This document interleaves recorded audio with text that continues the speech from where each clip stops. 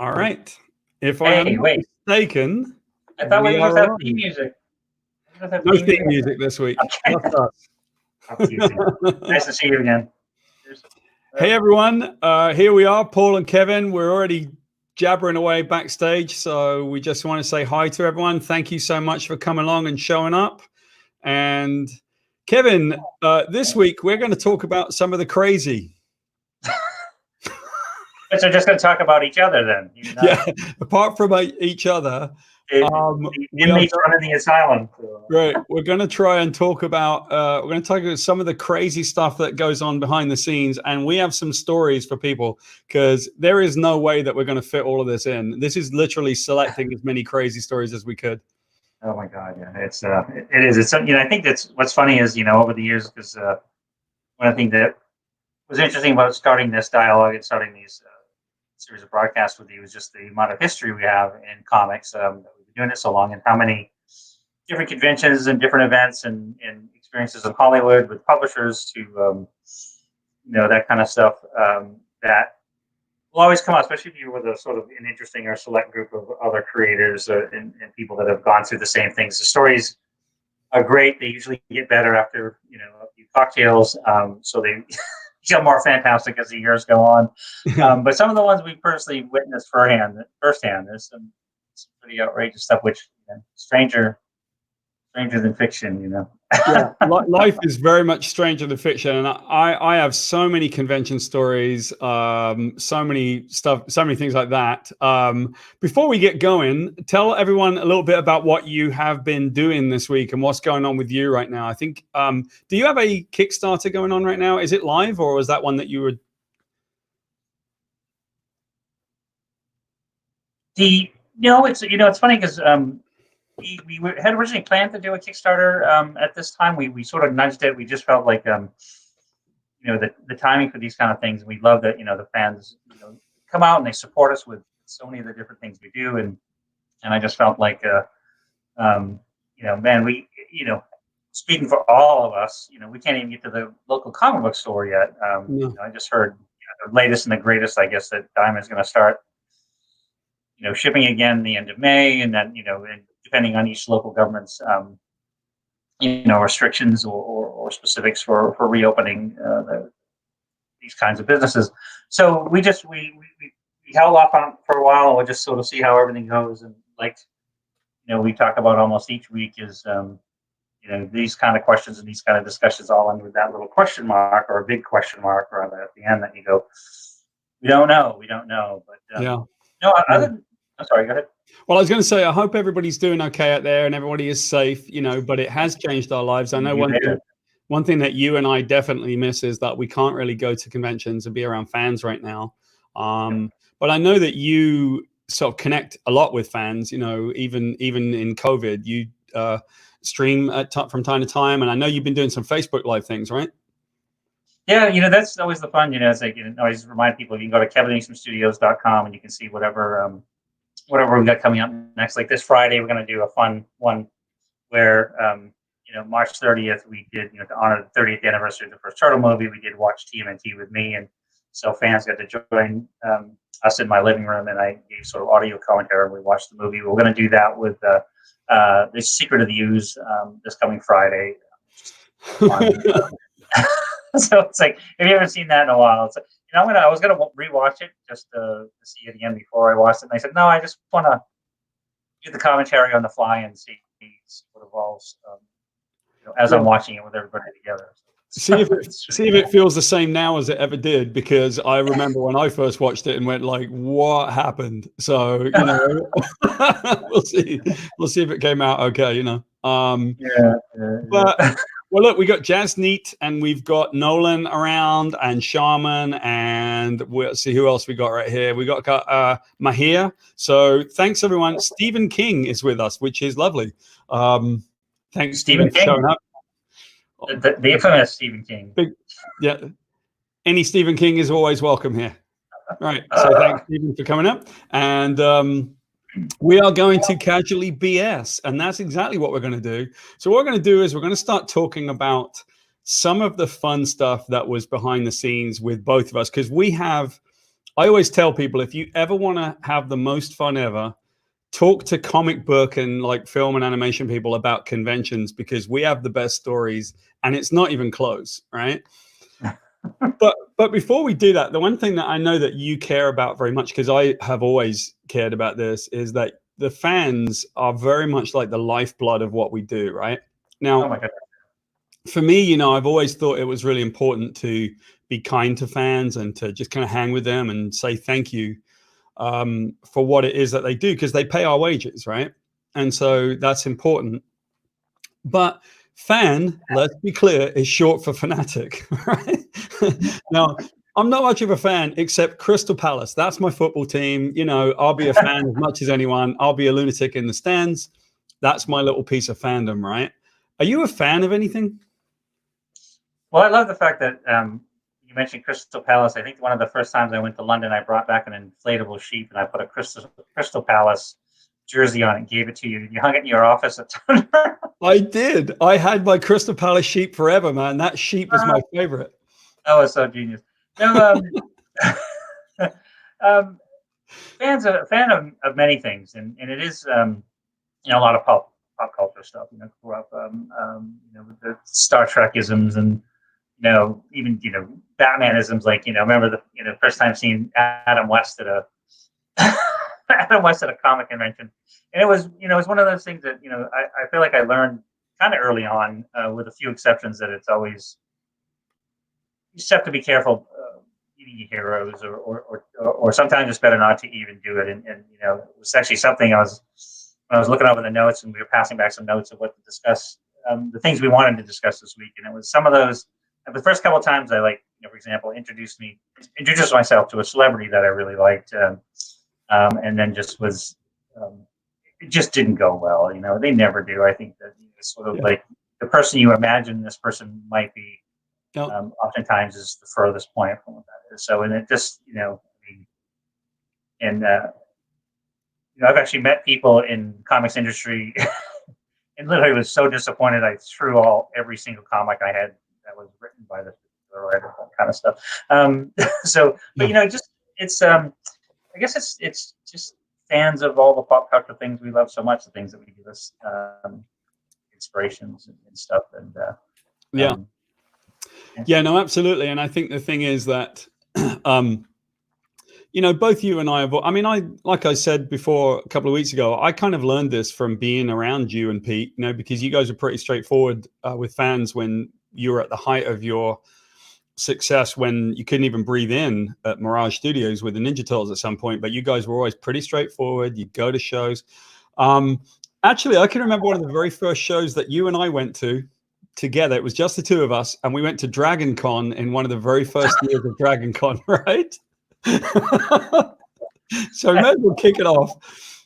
This is the story of Kevin and Paul at Dragon Con. So I was still at Mirage, and we were trying to promote Tundra Publishing. So we had the new publishing venture, but we were still at Mirage.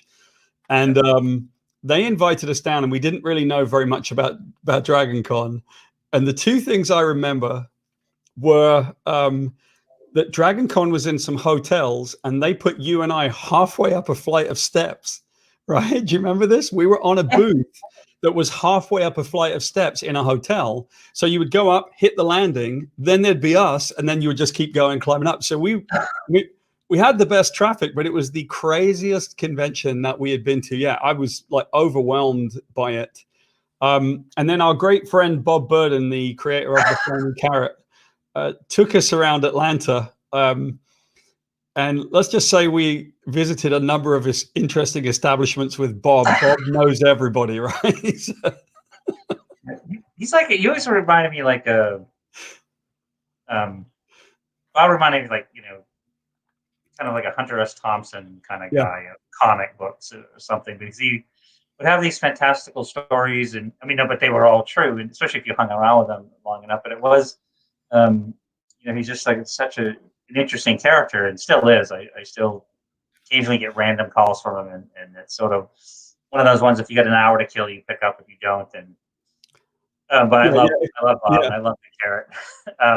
But no, the thing about Dragon Con was so crazy. That was a series of interconnected hotels, so there wasn't one central place. So it was just spread, organically, like a weed that got out of control, and it sort of took over different lobbies and different levels of the hotel. And it was just reminded me of like a cross between a Mardi Gras, Burning Man, and a comic book convention somewhere in the middle there. And it is literally the most fun that you can have with your clothes on, and half the time people do not have their clothes on.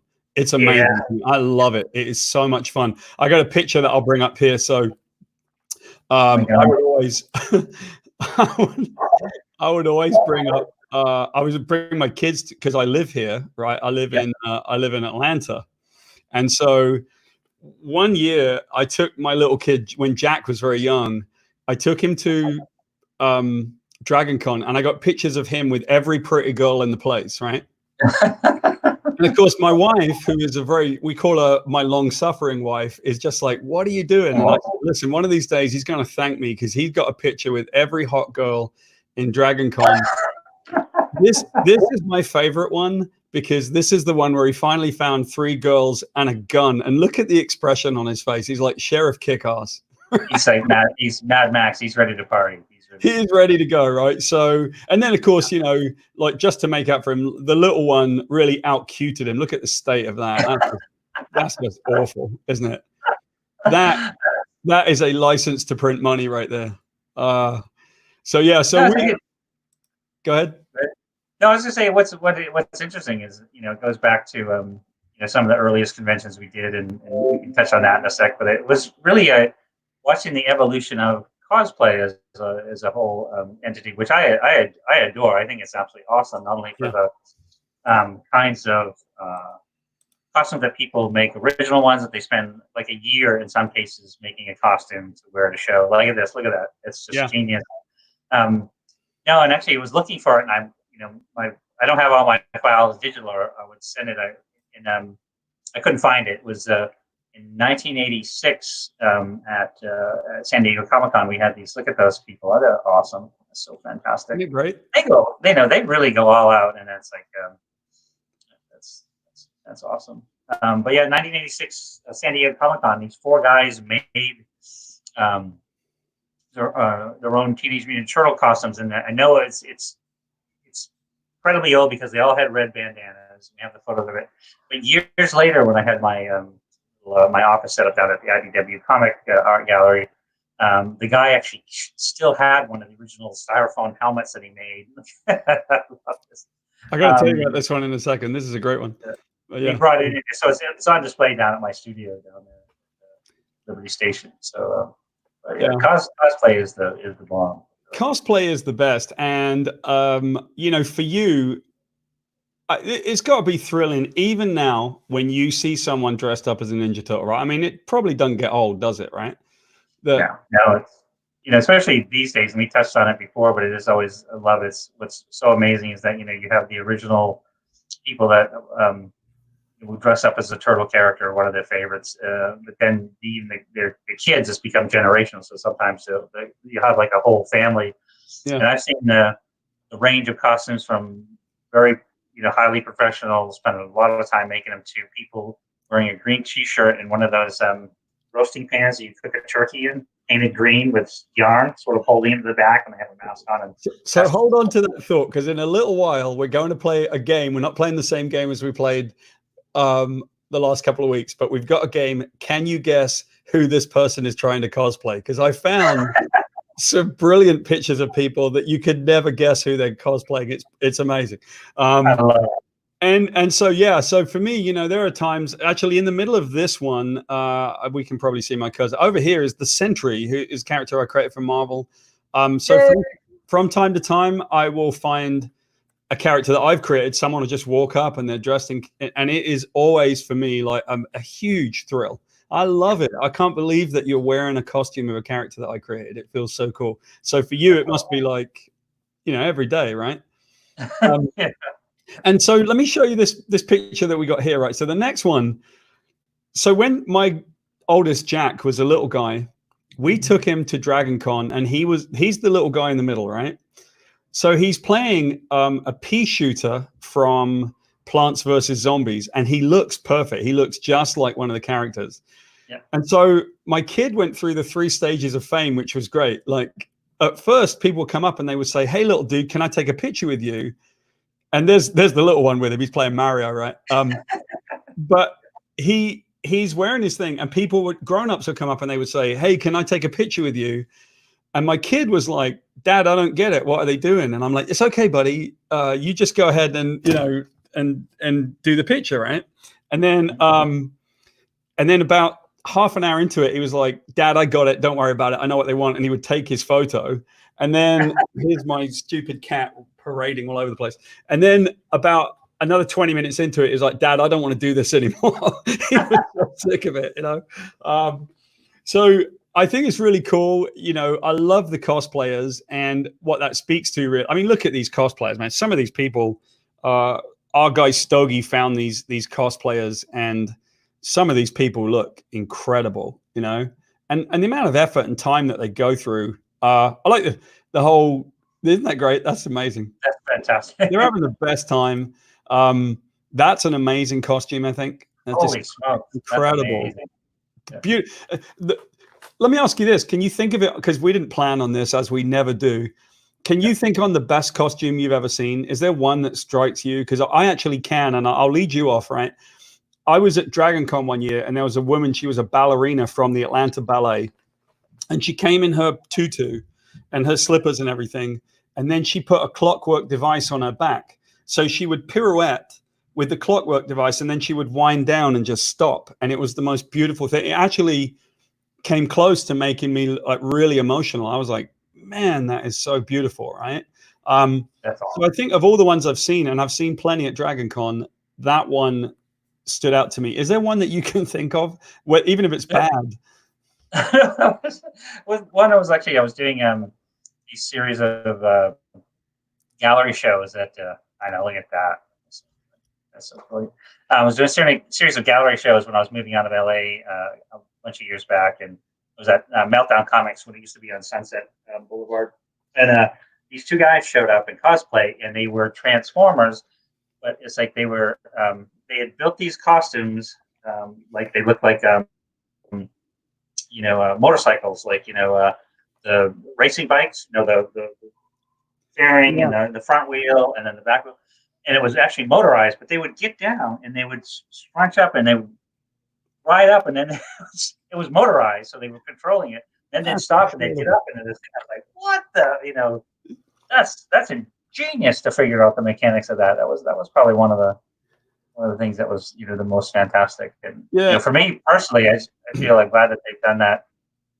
Now that we have the overweight Thor character, I can now go into cosplay and shows. Anyone can do it, man. Anyone can cosplay. We'll find this out in a little while. One of the things that I saw one time as well was a bunch of people who had come as the Flash. And so each of the colors of their costume was slightly faded. So the one in front would look like the Flash, and then they would all pose behind it as if the Flash was running, and now he had cast his thing. That was brilliant. That's amazing. But it doesn't matter sometimes if the costumes are brilliant, because the one thing that I love so much is that if you're enthusiastic about it, then all power to you. Like, love it and enjoy it. I went to Spain one time, and I was amazed by how little effort the Spanish fans put into their costumes. It was great. They came as Klingons, and a couple of people just came. They put a T-shirt on and put a lump of clay and just slapped it in the middle of their head and went, "I'm a Klingon. Good enough." That's awesome. I was really excited. I was just like, this is great. They don't care, and they don't have to care. They're just, I'm a Klingon. I got my lump of clay on my head. I'm good. And that is, and by the way, I will say that Klingons at conventions are one of my favorite things of all. There's a thing that I used to do. We call it Klingon hunting. So I don't know if you know about this, but this is from a long time ago. I thought Klingons were an endangered species, right? Right. And so what I used to do was go through conventions and try and take photos of people dressed like Klingons. Mm-hmm. And if you could catch them, if you caught 4 Klingons in a photo, then you got a 4-pointer. And if you could catch 7 of them, it's like a deer, with its points. You got like a 7-pointer. And I was always good.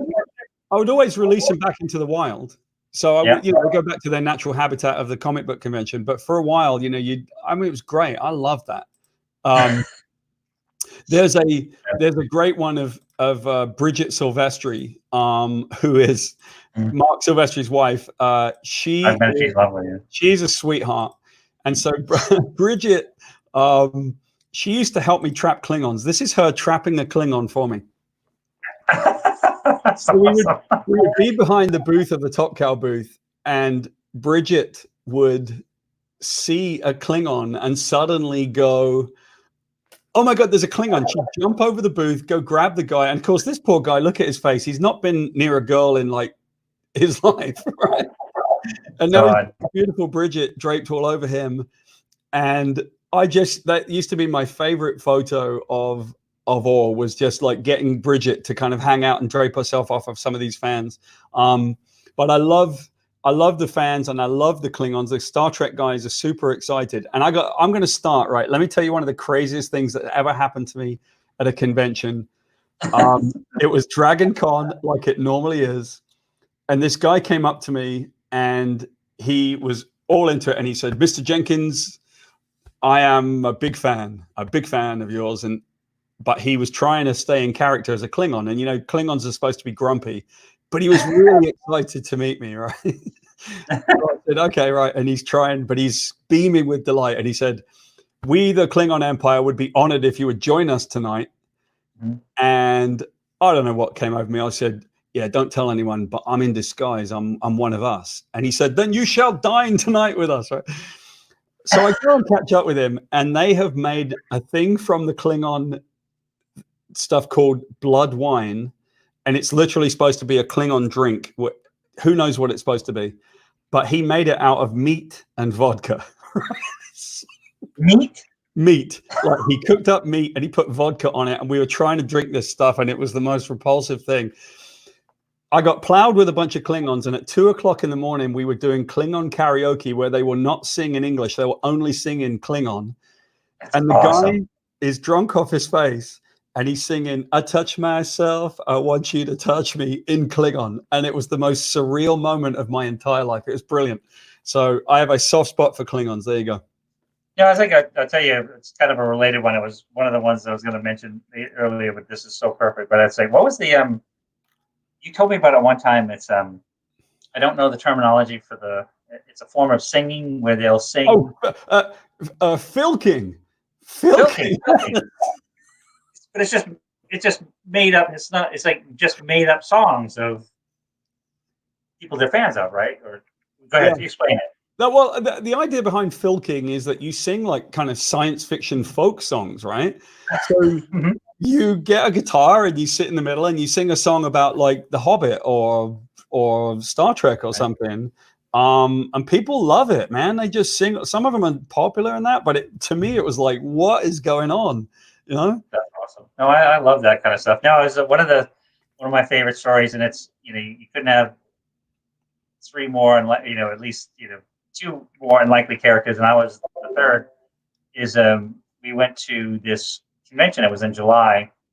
It was in Macon, Georgia, and so they flew us into Atlanta, which is 3 hours away. And later I'll mention the part that they actually had an airport in Macon. They could have flown us into there. Yep. But so this guy picks us up, and George Takei is riding with us. So it's me, Pete Laird, Mike Dooney, riding, and so we, huge Star Trek fans, of course, and so we were trying to engage in some conversation, but it was sort of like he was in this very heated, very detailed conversation for 3 hours with the driver about the construction / architecture on the underpasses of all the bridges we were going under and everything as we made our way up to Macon, Georgia, Macon to the convention. So, so we were just like, wow, there's a good one, George. Look at that. What do you think of that? But it was very, and we didn't care. We were talking about, different recipes of pea soup. We were just thrilled to be riding with, Sulu, Yeah. And so we pull into Macon, and there's the convention's being held in this gorgeous facility. It's kind of semi-indoor, outdoor kind of thing, but it's this old factory, and it was a a big Star Trek convention. DeForest Kelley was still with us, as was Jimmy Doohan. So Scotty was there, and so they let us out in the van. We get out with Sulu and walking through, and there's people interviewing all these Star Trek people and all the stuff. And then we hear we understand there's a lot of those. They were having 5 of the current Doctor Who's were there at that one time, and so we're excited to be in this really beautiful hotel, and they can't find a reservation. And it come to find out they had put us in this. It wasn't even a Motel 6 or anything even that good. It was this hotel out by the airport. It was about an hour outside of town, and the pool was green. It's been drained. It had that green in the bottom. So we're sitting out there going like, "Oh, dude, this kind of blows." So make what could be a very long story short. So we go into the convention the next day, and it was just fantastic. A lot of people in costume, and actors and aliens. So remember one of the more popular Doctor Who's, and you'll know them, the original one with the big hat and the long coat and the big scarf. And, that was Tom Baker, yeah, the guy with the big scarf, right? The big college scarf, yeah. So there's lots of Tom Bakers, and there's lots of other Doctor Who characters dressed up for the nine. So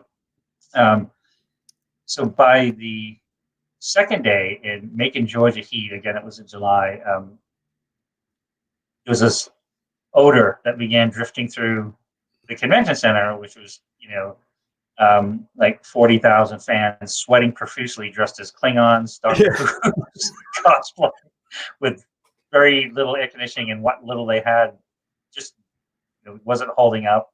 And then unfortunately one of the Doctor Who's died, had a heart attack and died at the show. And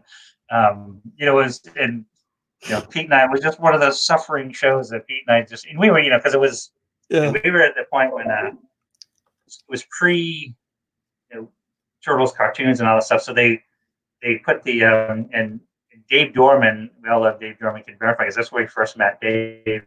But he was still considered kind of a comic book guy. But they put us in this hallway that was on the way to the restrooms. So they had the comic guys in this hallway on the way to the restroom. So we were sitting, smelling the restroom,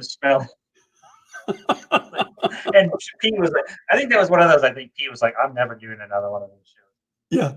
Yeah. I've had a few difficult conventions, man, and sometimes you can be in conventions, and it can definitely be a challenge on your nose. And I'm very lucky because I have absolutely no sense of smell. So people will be saying to me, "This is terrible," and I'll be like, "Okay, but if I can smell it, then it's not good." And there will be times. And yeah, I like Nolan here says, the heat in the South is brutal, and I live here. I live in Atlanta, and it can be really, really humid. Well, look, we'll get to some convention stories again in a little while. But the thing I was touching on before was, we have like super fans. I have had fans come up to meet me, and so. And they'd be trembling, and they'd be terrified, and you always want to try and put them at ease, because I think the fans are really what makes it. I did want to talk a little bit for a minute actually about one super fan, which is Michelle. So someone had asked us a little while ago, did we ever meet Michelle? But I think you'd interviewed her at one, or you did an interview with her, I guess, at some point. So Michelle Ivy is a person who, she's a super fan. She just said, I'm going to go for it. This is my thing. This is where I'm going to hang my hat. And I always thought she was kind of cool, because she just said, I don't care what anybody thinks. That's my thing. I love the Ninja Turtles. And she was the most, you'd have to think that she was probably the most you can't say she's most passionate, but she certainly went for it, right? Well, yeah, it's a good way to frame it, because it is, to us, it's like, there's a couple of people we met, Peter and I met early on. One digression, for example, is that we met this kid named Larry Klein, who wrote us a letter when we were still in Sharon, Connecticut at the time. And he said, I'm a huge fan. My dad and I just paid $25 for issue 1 of the Turtles. It took us months and months to find it. And so that was like one of the early super fan letters that we got, and it relates to Michelle, and that when we first got contacted by Michelle, she just wrote these wonderful series of notes where she was dressing up as one of the Turtles. I think Michelangelo was her favorite, if I remember. Sorry if it's not Michelle, but she was dressing up, and she was going into the burn units or the cancer units in local hospitals, and just it was just out of the goodness of her heart just to go cheer people up, and that was just so lovely. And so then she showed up at a couple events. You know, it got to be this thing where if we were doing something, a show, or we're doing something at Words and Pictures Museum, that sometimes, oftentimes, our whole family would come out, so we get to know them. And so, yeah, we just noticed. So to me, she was like one of the original super fans. We've met many along the way. Stephen Reese, like you mentioned him. I was actually best man at his wedding. He was a super great guy, and so we met them, but they're really passionate. But yeah, I would say she was definitely one of the first, I think, that I've experienced as full on turtles, and that's what's so cool is you know, what I find interesting these days is when Courtney and I used to go to shows, and we'd go to shows, you'd be yeah, look at that. I love that stuff. I love that stuff, and these are some people that I know very well. They're super nice people down here, and they are just the kindest. And so what these guys do, they go to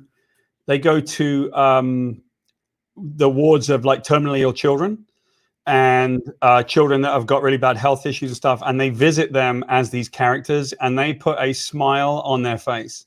And this is, you know, they got the Thing, and they got Green Lantern, and all of that.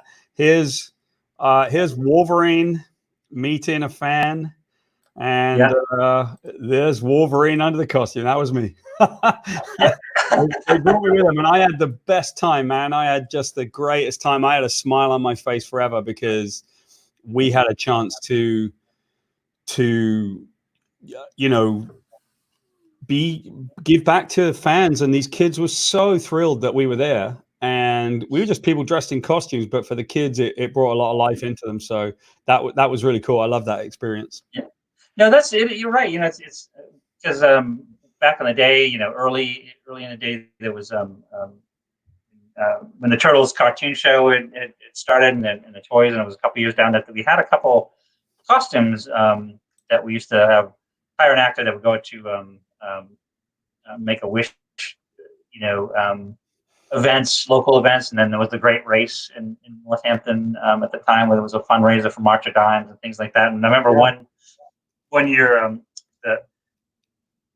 something had happened, and we didn't get the people that were going to wear the suits. So Steve Levine and myself wore the suits, and it was just the best day ever, because it was like the reaction, like you said, you know, if you're wearing Wolverine, it's like, you know, their reaction is like, oh, that's, especially the younger one that was, it's so you and Steve Levine, who's one of the Mirage artists, actually went and you dressed in the suits and you just had the best time, right? Like, it's amazing. It was like, because, you know, especially in the earliest days when some of the, you know, a lot of the fans were really young, except for the ones of, say, the comic books, it was like, to them, you know, they come up like, I tell this anecdote at conventions a lot, is back, you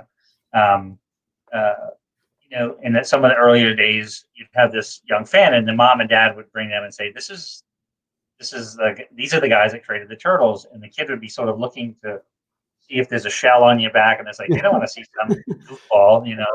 It's greatest things, they want to see the actual Ninja Turtle, and so it was. Well, at some point, not today, because today's like all about the crazy. But I have a personally hugely influential story about what we did with Make-A-Wish that changed my life when we did it, and you know, it's a very sad story, but I'd love to tell it at some point. We'll do it in a future week. Right now, let's get to some of the crazy, though, because this is like the let's relax and have fun time. So one of the things that happened was when the Turtles got popular, we started getting people, and people would start coming to the door, and people would start trying to find us. And as I recall it, everyone in the world basically created the Ninja Turtles except you and Pete, because we would start having people that would say, I created the Ninja Turtles and you stole it from me and all of that. Then we would have super fans, and then we would have fans that weren't just super fans, but they started getting, you know, we started to attract people that were, I'll be fair about it, you know, having some mental health issues at times, right? You know, because fans, you know, people will adhere to it, right? As Jess Neat said in this, yes, there were so many lawsuits because we'll talk about those in a minute because that was crazy. But I can remember, and I'll kick us off a little bit because I want to talk about the people that would show up at the door because it was actually kind of funny at times, but it was also a bit disturbing, right? But we had this guy, and this is not his real name, so I'm not giving anything away. This guy called Casper Krogel. And Casper Krogel would send us letters, right? And he lived in the nearby town of Springfield. How did we know that he lived in the nearby town of Springfield? Because he got his real name and his address, which was on all of his envelopes, and he would try to block them out so that we couldn't see where he had sent it from. But the problem was that and I kid you not, I always thought this guy was the sweetest guy because he would block them out in pencil. So all you had to do was get an eraser and you found out where this guy was. And we didn't really have much. We didn't have a choice. We had to call the police and say, is this guy okay? You know, he never wrote, but he basically would send me letters. I was like, this is great. And so we wrote back, said, thanks very much for your interest, Casper. And he started writing to me and he would tell me that he had a technique of walking into a room and meditating for 2 hours. And in those 2 hours, he could live for 17 years, 15 days and two hours or something like that. He had this perfectly specific time he could live for. And so the last time he went in this room for 2 hours, he learned how to do ninjutsu, right? He would write to me. And he was one of your biggest fans, dude. In other words, like, whoa, careful, dude. So we had a few people that were a little bit off the hook, you know? Yeah. Well, you know, it's funny because I looked at like, as I was thinking, you know, in the evolution of sort of mentioning somebody like Larry Klein, when, you know, Pete and I first started getting fan mail, it was just like, you know, the craziest thing to us. It's like, you know, holy smokes, we're getting fan mail. And so we would start writing back, and then Steve Levine would help because he was one of the first employees. And so he would start writing back. And then at some point when you came, you were one of the guys, because by the time we were, you know, starting to build up this fan base, once, you know, because even at the height of the comic book, it was 60, 70, 80,000 copies of the comic book. But when it became a TV series, you know, things really went off the hook. And I was just funny because one of the things that I've been asked this before, I said, when, you know, in the early days, when did you realize you were successful, that you really had made it? And I say, well, it was very specific because my grandmother used to send me $5 every year on a card and send me this little thing. And she stopped doing it when she saw I was a question. Peter and I were questions on Jeopardy. On Jeopardy, right? The question was something like, yeah, it was like, are the Teenage Mutant Ninja Turtles the real name of a superhero group or something? And so she stopped doing that. But then, you know, it was, you know, there would just get to be more and more of these oddities, which take you by surprise because we were all working very hard. And you know, and I say oddities in the sense like, it was odd. I went to my class reunion, and it was probably 10-year class reunion, and you know, I was like one of the people they made fun of in high school, you know. And so I went to the class reunion to see a couple friends. Steve Levine also went to our high school and stuff. And I just spent the whole night in the corner signing autographs. From, you know, it's a very large, 250 person graduating class, and I didn't know most of them. But then apparently, I was a close personal friend of theirs all through high school. So when they, you know, start making it like, you know. Oh, by the way, so that was kind of funny. But then, you know, we'd have. I was going to say we should mention the fact that one of the crazy things, and I dealt with this myself quite often, and I was like a kid working there. You know, I was pretty young when I worked with you at Mirage, and I would get like phone calls. I remember a very specific one at 2 o'clock in the morning, and they said, "Is this Paul Jenkins?" And I said, "Yeah." Well, is it Paul Jenkins who works with Mirage Studios? Yeah. Well, this is such and such from a bank in Hong Kong. Would you consider investing? And I'm like, dude, you got the wrong person. Right? But I mean, we would get hit up by everybody.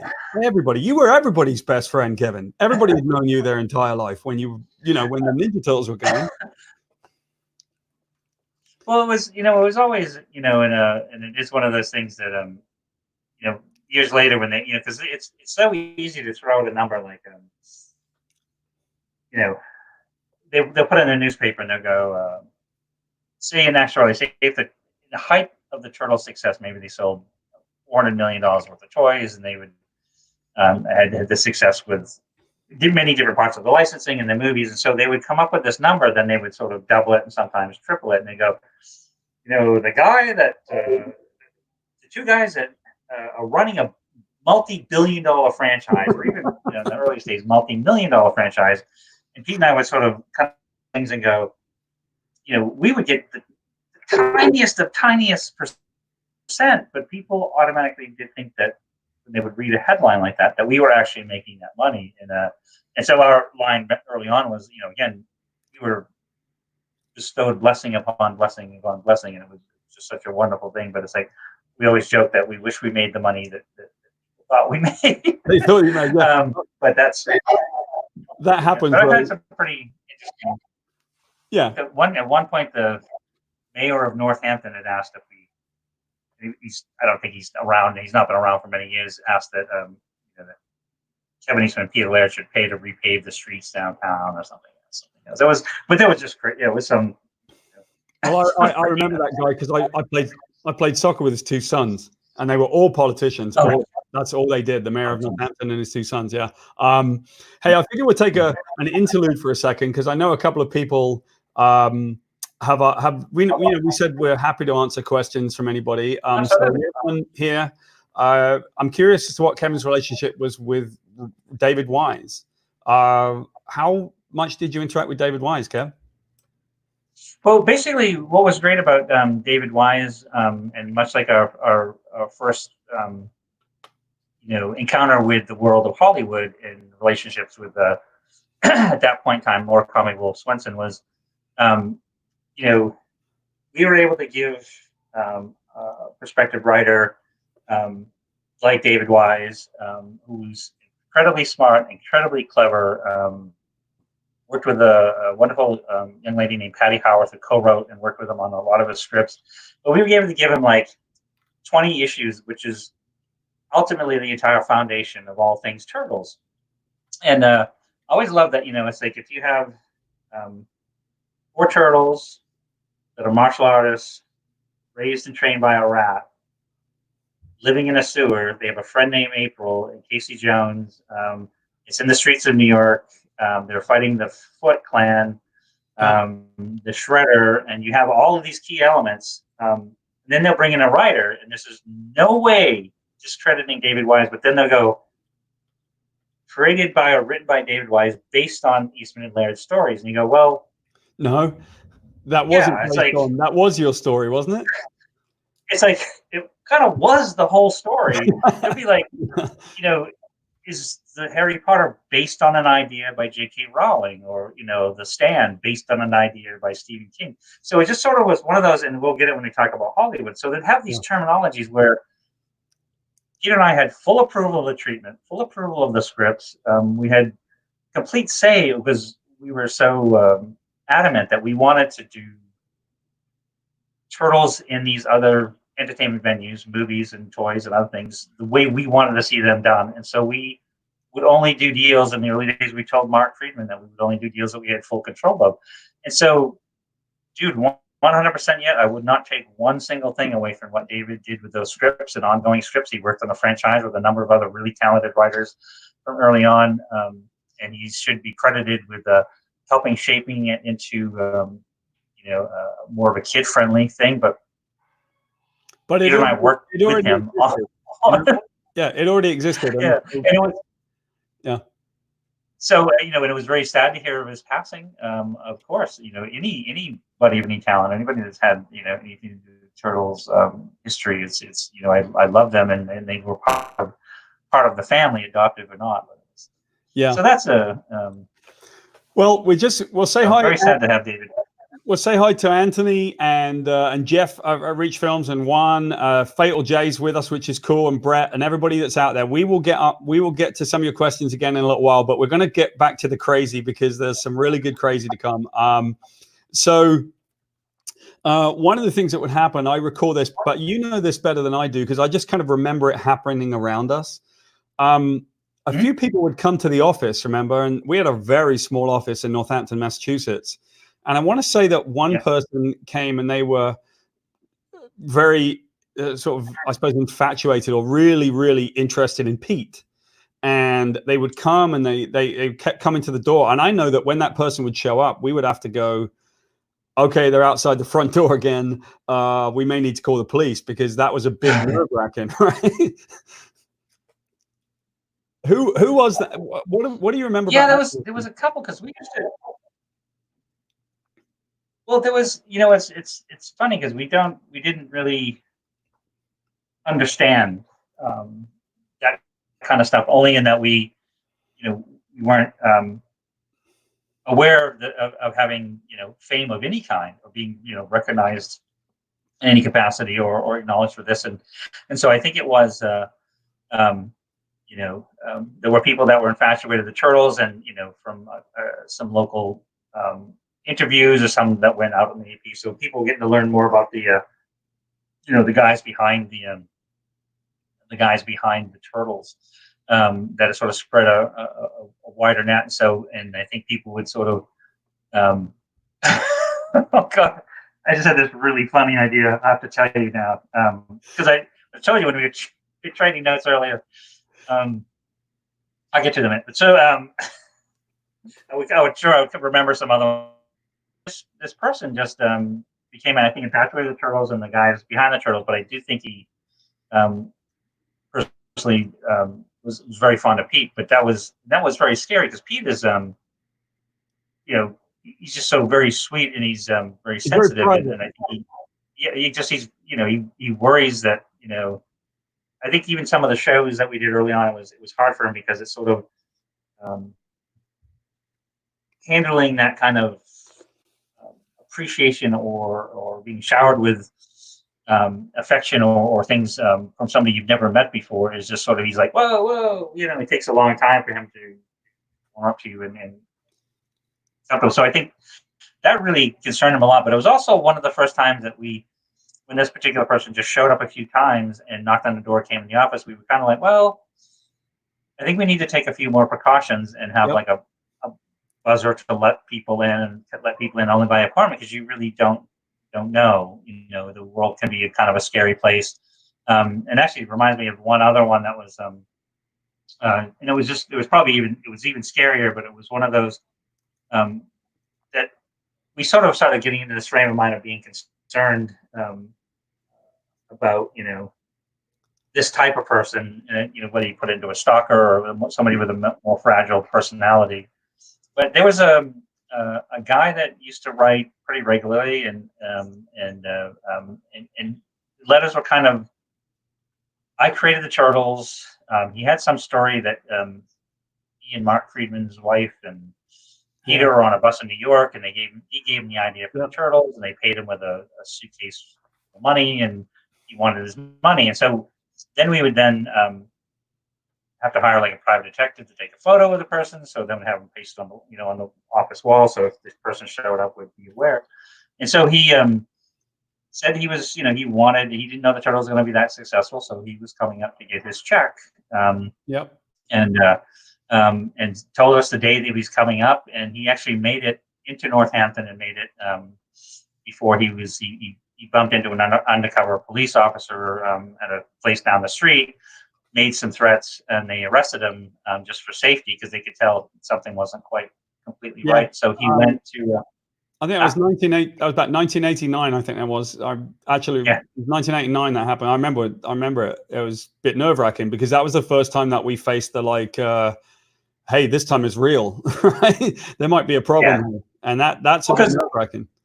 It was, because even because you don't know, because we all we lost John Lennon to a terrible tragedy, and things like that. So you have a level of something you never thought of in any sense of the world, that you never put your mind in the mind of like John, the stature of somebody that John Lennon. But he was arrested, and they took him to jail, and he called Mirage for bail. But it was kind of a crazy. He actually called Mirage for bail.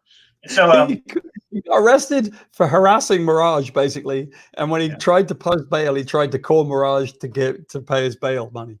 Yeah.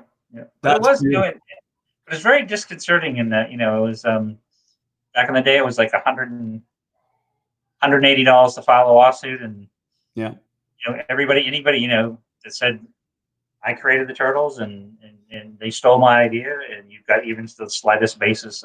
So we'd have oftentimes, and it was varying level of severity, whether it be just kind of somebody just saying I created them and I want money, and looking for what it's like they called it a strike lawsuit. Try to get $20,000 to shut up or something, and to other things. So we would have to go through the process. So there was 6 or 8 ongoing all the time, and that was I think it was frustrating to both of us. But I know that and I don't speak for Pete, but I know that Pete took it very hard and very personal, because he's just sort of, why are people being that mean, and why are people just being like that? You don't have to be that, and that's the way of the world. People, by the way, Scrat asks, did we bail him out? No, we didn't bail him out. Just to wrap that up a little bit more, because it's kind of funny, is Molly Bodie, who's Mark Bodie's wife, is worked at Mirage Studios for a long time. Mark and Molly. So she worked at Mirage Studios for a long time, and so even when things were winding down at Mirage, she would still answer phones and help and do that kind of stuff. And so this guy would call still occasionally, checking in. Wow. And one of the last times he called, he said, "Look, I'm not going to be calling anymore, because I'm now the president of General Motors." and we never heard from him again. But hey man, stranger things have happened. Maybe he was, I remember a very interesting character. This is one of the cautionary tales one, because of, listen, as much as you guys were not what the press said, there was obviously money around the Ninja Turtles, right? It's like it earned good money, and obviously it was a giant, a worldwide phenomenon for licensing. So there was money in the toys, and there was money everywhere, the movies and all that, right? So people's perception of it was, I want a piece of that money. And greedy people are terrible. I mean, I've dealt with them in my life, and I know you've dealt with a ton of this. But let's talk about one particular reprobate, which we actually always thought was really funny. And the first time you told me this story, as horrible as it was actually also funny. So let's tell everyone about the saga of Abu Shadi, or as we used to call him, Abu Shadi. It's such a fantastic tale, because it was really, again, this whole experience of what Peter and I were going through, and that when we get into publishing, it was one universe of laws and understandings, animation the same, movies the same, licensing the same. And so with all things that relate around intellectual property that you own, you have to protect it, copyright and trademark, not only in the States, but as you start licensing into other countries and other territories, you have to then file trademarks on all those territories. So it'd be like, back in the old days, now I think it's scores of different categories you have to file and to protect. But back in the early days, it was simple as like, paper goods, toys, apparel, publishing, that kind of stuff. And so we would have to do this as it grew worldwide. And in the Middle East, at this particular time, I think there was something, as explained to us by our Will Crutcher, our trademark attorney. It was like something to the tune of like 53 different sub-territories that you had to file in. Well, I remember you telling me closer at the time, and it was something like the Middle Eastern territories, let's say it was like, we're talking about like Palestine and Israel. And so they're not really very big territories, right? They're actually quite small territories. And it's not like any one of them is going to be worth a massive ton of money. But if you add them all together, it's relatively significant amount of money, right? Yep. And basically this guy, who I just remember it was pointed out to us on the documents, because he sued us because when we started signing license deals in the Middle East, he had gone ahead. What he would do, and he did this with like The Simpsons and other intellectual properties, even Warner Brothers characters and stuff like that. But he would file trademarks in all those territories, and then he would basically say, you can't license those characters in these territories because I own them. And so he had done all the paperwork and the investigation so that he knew exactly how much it would cost to fight it in the courts. free them up so you could then licensing, and so you could license in those territories. And so he kept it at a level where he said, look, it'll cost you, say, just picking a number out of it, say it would cost you 100,000, fight me and win. But if you pay me 150, I'll sign all the rights over to you. And do you remember one thing that was really important to this story? Because I remember when you told me, and I was kind of impressed with this guy, even though I hated his guts, was that he said, I will let you buy my creation, the Teenage Mutant Ninja Turtles. And he would write that the whole time. Remember, he would say, my creation, the Teenage Mutant Ninja Turtles, and you may license and own my creation. And he would say it as a matter of course, because that was basically what he was trying to pretend. Yeah. Remember? And that he would say, my creation, the Teenage Mutant Ninja Turtles. So the bottom line of it, to sort of bring everyone up to speed, is he realized that if he put in an injunction in those territories, you basically, no Ninja Turtles toys could be sold for that period of time, right? So, while he's busy fighting it in court, even though international copyright law doesn't support his claim, he still puts it in because he knows it will delay the release of the Ninja Turtles. And maybe if there's just a smaller life cycle, like maybe if it lasts only 18 months, he's killed you, because he's killed the sale of it, because now it will go on to the next thing. So it was basically extortion. But what could you do? Yeah, I know. It's like, because it's just funny. It's like, you remember when it's similar to when what are these things called? Computers and the internet and all that stuff started taking off, and everybody had a .com, and so if you didn't have a .com, it was, so you had these poachers that would go in and buy like Steven Spielberg at .com something, or they'd buy the .coms, and then they would just hold them hostage, and it was until you paid them a certain amount of money to get it back, and that was that's right. It was very similar. In fact, I seem to remember that some of the early ones like sex.com and XXX.com and stuff like that, they kept them. They caught, the people that were smart, they kept all of them, and then they sold them for like $7 million and $3 million because they were so valuable to someone, right? So if only people thought to do it, right? So this is a good question. Now, we can't really get too much into this one, but it is worth it. So Jasny asked, wasn't there a link between marketing the toys in Russia and the mafia or something? And I'm going to say, yeah, not Russia. No, it long story short, and it's a very true story, and it's one of those, because around that time when the Turtles were taking off and they were becoming popular, because interesting enough, I'll dip into a convention story we did in Russia, which was one of the coolest conventions ever. So we were approached. I actually said Mark Friedman was approached by an agent in Russia, a licensing agent, said I would like to license and merchandise Teenage Mutant Turtle items in Russia. And basically at that time, it was still, the wall had come down and everything was transitioning, and people would phrase Russia as being open into capitalism was like the wild, wild west over there and stuff. And so Mark had a few discussions with him, and Mark said, look, we looked into it. We can't protect the trademark in Russia. There isn't a system for us to protect the trademark. So it would be hard for us to sort of give you a license that you could then provide you the right to exploit T-shirts and toys and all the stuff in that territory. So I don't know what to do. And he goes, don't worry about it. I'll take care of any infringement. And Mark was like, okay. But from what I understand, I'm sorry, go ahead. Well, I was going to say also, there were some other territories. I mean, and certainly the problem is trying to get money from international territories is really quite difficult. And that's what Mark Friedman would do, but then he would sub-license it to different people, right? And without explaining exactly which territory it was, there was certainly one territory that was very large, and their report was, Ninja Turtles aren't very popular here. And so we went over to basically, like Mirage or the Turtle organization went over to find out, wow, were they selling anything, and got off the plane, and it was like the airport was green. Yeah, they were doing very well. It was just they were saying, no, we're not selling any toys over here. And it was like literally the culture had been taken over by Ninja Turtles. So those things happen. It was too, funny right? because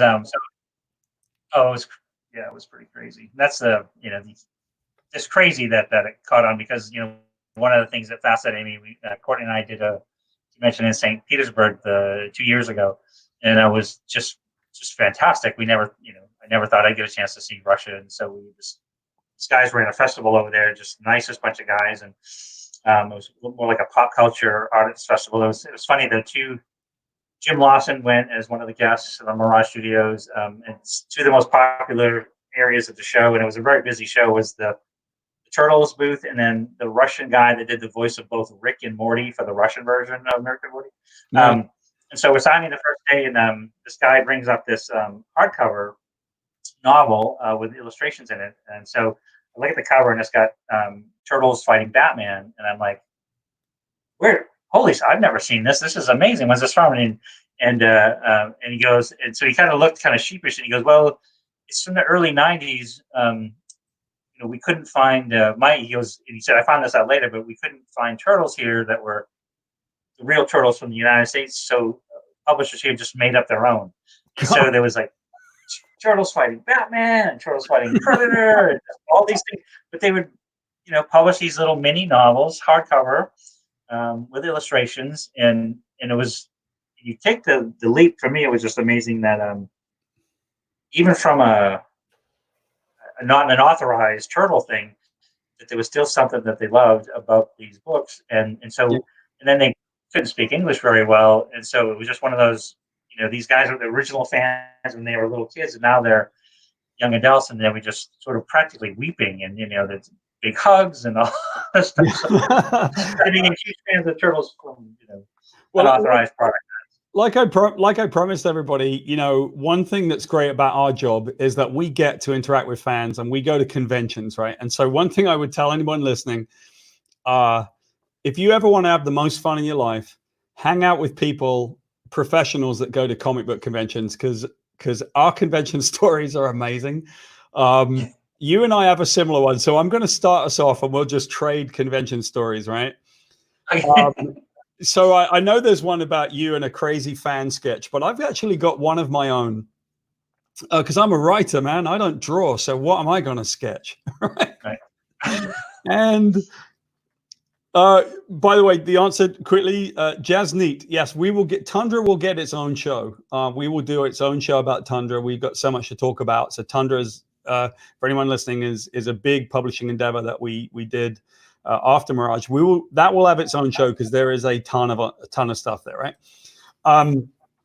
So anyway, I was at a show and they did an auction, and I didn't really know anything about the auction, but the auction apparently was for the comic book creators, and so I had Jim McLaughlin, who ran the thing for Hero Initiative, said, "Hey, Paul, would you be willing to have breakfast with a bunch of fans if we auction that off?" And I said, "Yeah, no problem."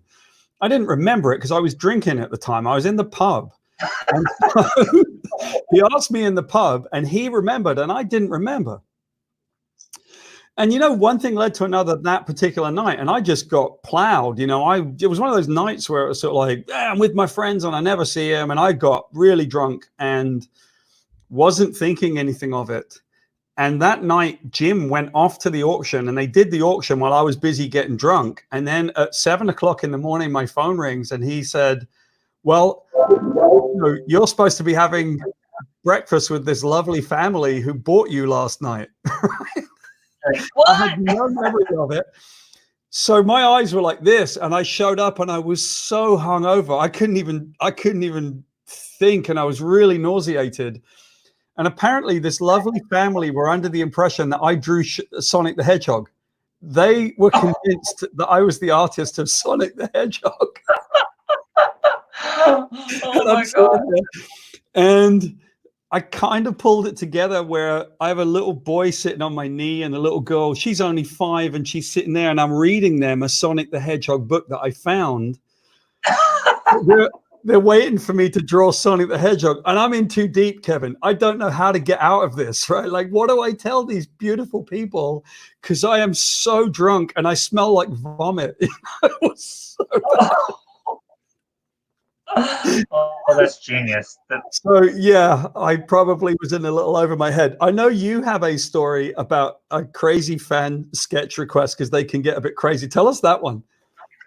Well, it's funny because what I love, like in the very earliest days at comic conventions, um, especially for Pete and I, we didn't go to a lot. Then Pete stopped traveling, and I would still go to a lot more. But it was always like we'd have our little, $5 sketches or $10 sketches, which is probably one of the most we could get back in those days. And you just would have some available, and then some would take some requests. And when the idea for us was, if we'd make a little bit of money, then the last day of the comic convention, we'd run around and buy comic books to fill holes in our collection or some original art and stuff. But this one guy came up, and there's two specific that stand out spectacularly, and they're probably 20 years apart. First one is a guy came up and had this absolutely amazing family of 8, him and his wife and 6 kids. And he said, can you draw a portrait of all of us? And I go, oh, dude, I said, I can hardly draw characters that look the same panel to panel on a comic book. I don't do portraits at all. I can't do it. I said, it won't even look like you guys. And he goes, oh, sure you can. And I go, you're going, I just can't. I said, I don't, and he's, because he's thinking a $10 sketch, and I'm going to draw 8 people that don't look like these people. Right. Like you trying to draw Sonic the Hedgehog, right. You imagine, you're like, okay. And so we just kept going back and forth. And so finally I was like, dude, I just, I'll pay you $10 if you don't ask me again to do the sketch. I just can't do it. And he goes, well, when you get to it, and I'll give you my address. You can send it to me. And it's like, there you go. The other one is very, very similar.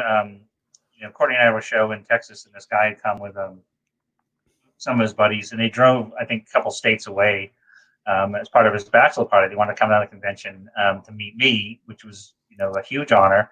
And so he's got him and a bunch of his buddies, and he goes, and so he gets up and he goes like, all right, just really quick. I want a sketch of the Last Supper. We'll replace all of the scene with turtle characters. And I went, what? He said, just really quick, I know there's a line, but the Last Supper, and just all the apostles and Jesus, everybody. The turtle characters. I was like, not gonna happen, man. I said, there's no. It's not gonna happen, dude. I'm really sorry. It's funny because at conventions, I love to be at conventions because I just think, interacting with fans. I know how friendly you are with fans, man. I know you're always super friendly, and I always told you I learned from the way that you guys were, and so I've prided myself on only one thing, which is being super friendly to fans, right?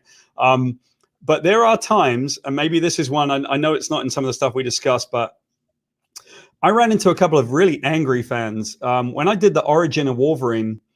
I had 3 or 4 fans that year come up to me and say, "You don't even know what you're talking about." I mean, just literally confront me at shows, and I'm like, it's a comic, dude. Like, I don't know what to say.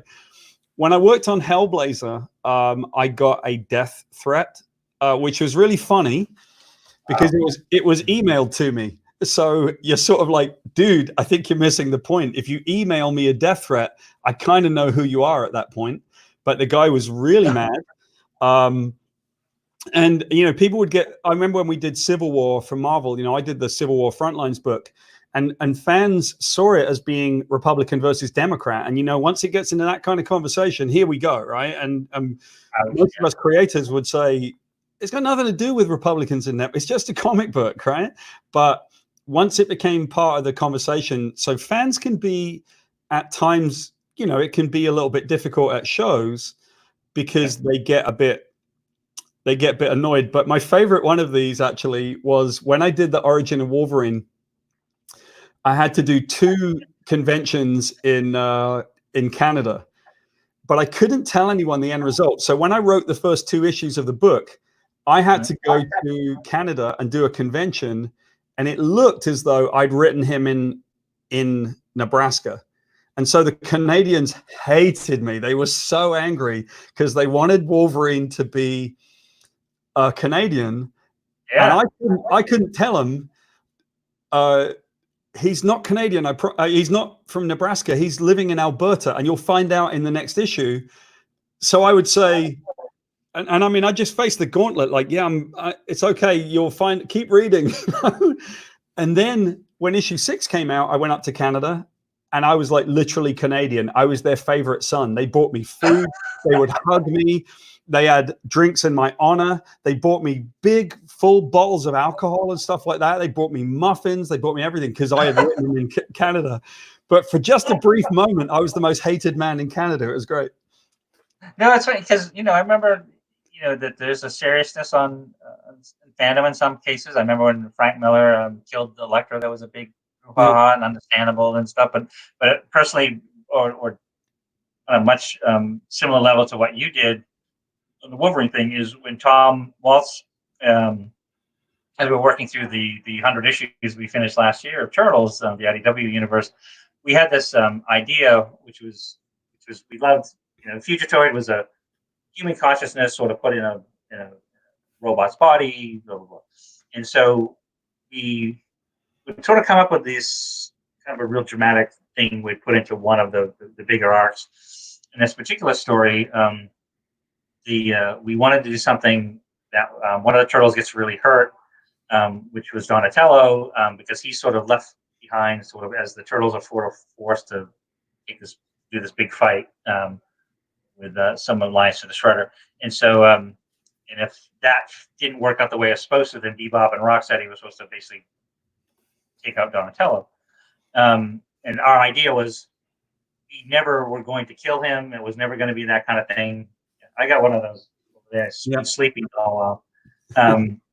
So it was never any intention to kill him, but he was going to get hurt. And so while his body was healed, they put his consciousness, Donatello's consciousness, in Metalhead, much like Toy. So it was easily, in comic book science, it was explained away that way. And so that was issue 44 of the Turtles. And so we're always working, as 3-4 issues ahead sometimes.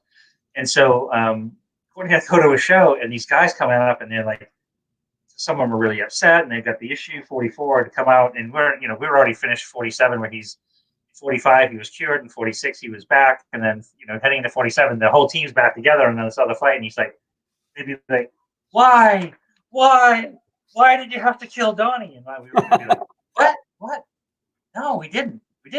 I said, even in previews and some of the press has come out since that issue was released, it's already been said, yeah, he comes back 2 issues later. And we said, no, we didn't kill him. And they just didn't believe it. And that happened for like the next year or so. And he's like, yeah, I stopped buying the Turtles after 44 because you killed him. And I'm like, we didn't. Go pick up extra here. Take this issue. He's alive. But they were adamant that we killed Donatello. It's like, we'd never kill one of our kids. No way. Yeah, Donatello gets it every time. Yeah. So we'll do one more convention story, because I have the ultimate. We'll never get through all of these stories, right? I happen to have the ultimate convention story. I've got the best convention story, right? Is there before we get into the Hollywood stuff quickly, is there another one of these convention stories that you want to tell? Because every one of these is gold, right? Bisley going to San Diego.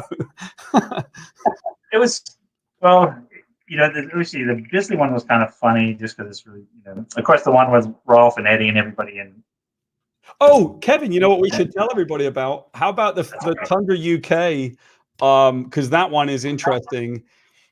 When Tundra UK opened up, we were trying to make a big splash, and we did the thing in the British Museum. Man, that was a party, wasn't it?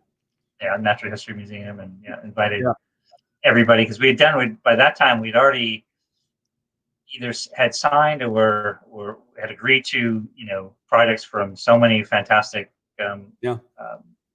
local local creators. I mean, we had Alan Moore and Mr. Bisley and Jamie. It was a lot of other people, and we would actually, I think, also we're trying to expand some of our distribution options there, because it was really not a direct way to get things from Diamond into the UK stores things. But yeah, we did this big event, but it was, and I mean that one particularly because you were there. It's just so funny that with the wonderful and adorable Eddie Campbell, the magnificent Dave Gibbons, and in this particular instance, it was Rolf Stock who created a book I really liked. It was this insane book, a real life based on his life story called Rain, and so we were just chit chatting, and I think it was just in this comfortable little lounge, and somebody brought up, so how do you get prepared to work? What's your regimen? Just out of curiosity, and Eddie Campbell talked about taking a walk in the outback with his family, and sort of clears his mind and that kind of stuff. And then Dave Gibbons went on to say, I like to grind my own pigments and do this kind of stuff. So this ritualistic preparing to go to canvas or whatever. And Rolf just blurted out, I strip naked and shave my whole body and then I paint something. And everybody just went like, all right. I've run into Rolf a few times over the years, and he's so lovely as always. Rolf was German, so his accent was brilliant. I like to paint in the nude. I paint in the nude. He was crazy. That guy was great. He was one of a kind. Well, let me tell you this funny story. I don't know if you even know this, dude, but this is the best story, right? So it takes place one year at the Wizard World Convention. And this is a story that's literally legendary amongst a bunch of comic book creators. Because if you want something crazy to happen at a comic show, stand near me because it'll happen by accident, right? And I've always been that guy. Just crazy stuff happens around me. And so one year, Wizard World, the Wizard booth used to have a spin the wheel. And the way it worked was you would spin the wheel and you would win a prize. But the way the Wizard ran it, they didn't ask you a question. You gave them a category. So you would walk up to the Wizard booth and you would say, I would like a question about the Simpsons. And then the person from Wizard would say, okay, who owns the store? And you would say, Apu, and then you would spin the wheel. So I was walking by the booth and one of them said, hey, Paul, would you like to come in and be the guest celebrity spinner? And I said, yeah, what do I do? And they told me this thing. And the problem is I don't know anything about anything, Kevin. I don't know the Simpsons. I don't know Yu-Gi-Oh! I don't know comics. I don't know anything. So all the fans are coming by and everybody's winning because they would say, I want a question about Pokemon. And I'd be like, what's the little yellow one called? And they'd say Pikachu. So everybody wins. And at some point, some fan decides to come up and he says, he's trying to be too clever. And he said, well, I want German fighting ships of the Second World War. And finally, it's a category that I know something about. So I said, well, which ship did this? And it was the Tirpitz. And he said the wrong ship. He said the Grass Bay or something. And I said, no, sorry, man, you lose. You don't get any prize. And the people from Wizard said, no, Paul, what happens is when they don't win a prize, we like to make them do a physical challenge. It was something the Wizard guys thought was really funny because they would get the comic fans to do star jumps or push-ups or something, right? I said, oh, right, yeah. And if they can do the physical challenge, then they can get to spin the wheel and win a prize. So I said to the guy, and I wasn't thinking, I said, okay, buddy, why don't you walk on your hands to the next booth? And it was like the entire convention center went quiet and everybody's looking at me like, what? So the guy turns and it turns out he only had one arm, right? And I was like, oh my God, oh no. So I said, dude, I'm really sorry. I did not mean to be, I thought he was going to step on his hands, but I didn't see he only had one arm. So I was so apologetic and the guy was so mad at me. He was genuinely mad. He didn't forgive me. So I said, just give him everything. So there was one slot in the Wizard World where if you spun it, you could just win every prize. And so I said to the Wizard people, give him everything. Just please give him everything. And the problem was he couldn't carry it because he only had one arm. Right. Yeah, Nolan's heard this one before. Oh, no. So I felt awful, right? And I was just like, oh, no. So I then said, let me help you carry it to your car.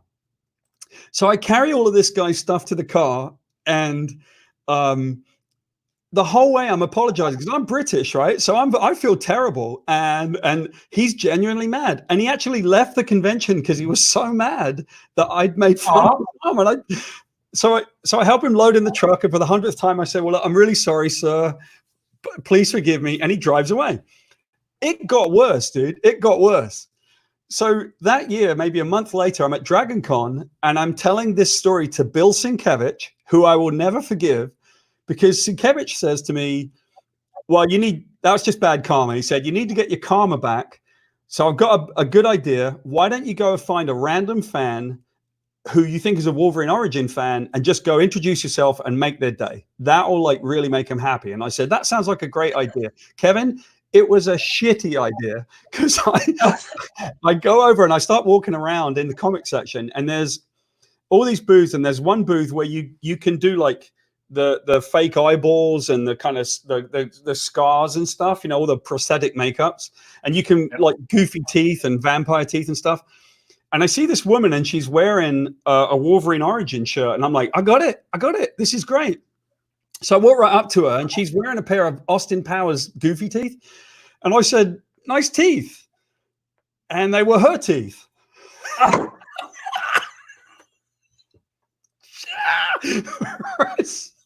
flipped out. Now I'm like, I don't know what to do. And I didn't even know what to do. So I went, and I ran away.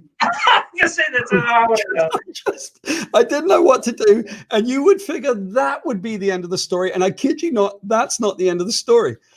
Oh my God, this is awesome. 3 years later, they stopped doing the Wizard World booth because I think of what happened. And McLaughlin had left now.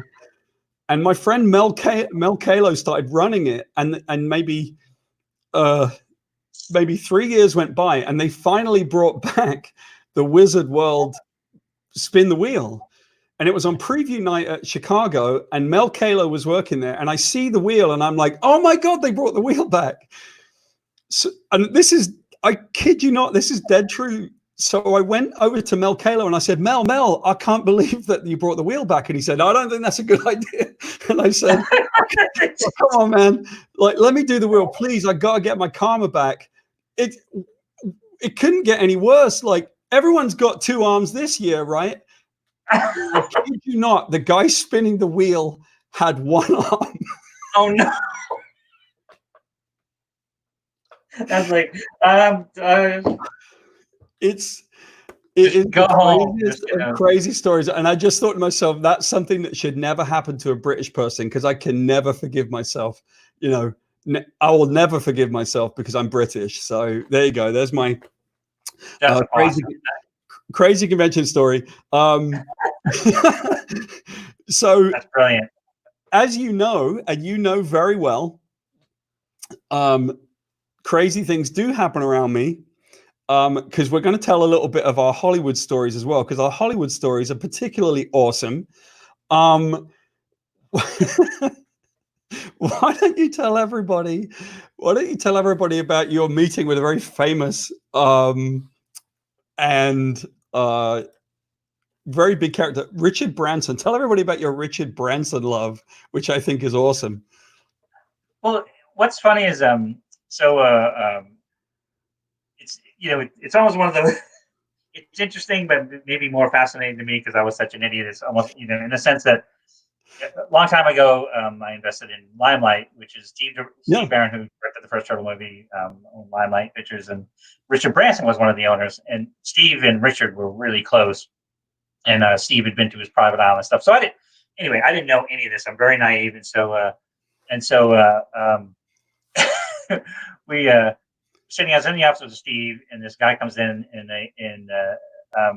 Steve and I are talking, and this guy just sort of barges in and tells a story about this, that, and the other thing, and barges out, and he's like, "Hey, Richard," and I said, "Well, that's weird. Who's that guy?" And he goes, "Oh, that's Richard. He's crazy like that. He's just like that." I'm like, "Well, that just because it seemed really inappropriate to me." And then so we were out at lunch like not a year later, like 6 or 7 months later, and this Steve, and so this same guy comes in and he just sort of jumps into the booth and just starts talking away. And he was talking about having Princess Diana and Charles down at his island in the Virgin Islands. And Steve goes, "Oh, tell him the story about how you bought the island." And he tells a story about he just wanted to be in a plane, and this is what and so he tells a story, and I'm like, that's just the biggest load of bullshit I've ever heard after he left. And I said, "Who is that guy?" He goes, I was getting really annoyed with him because I thought he was just bragging and this stuff, and because that's Richard Branson, and I go, like Virgin Airlines guy, and he goes, yeah, and I go, oh.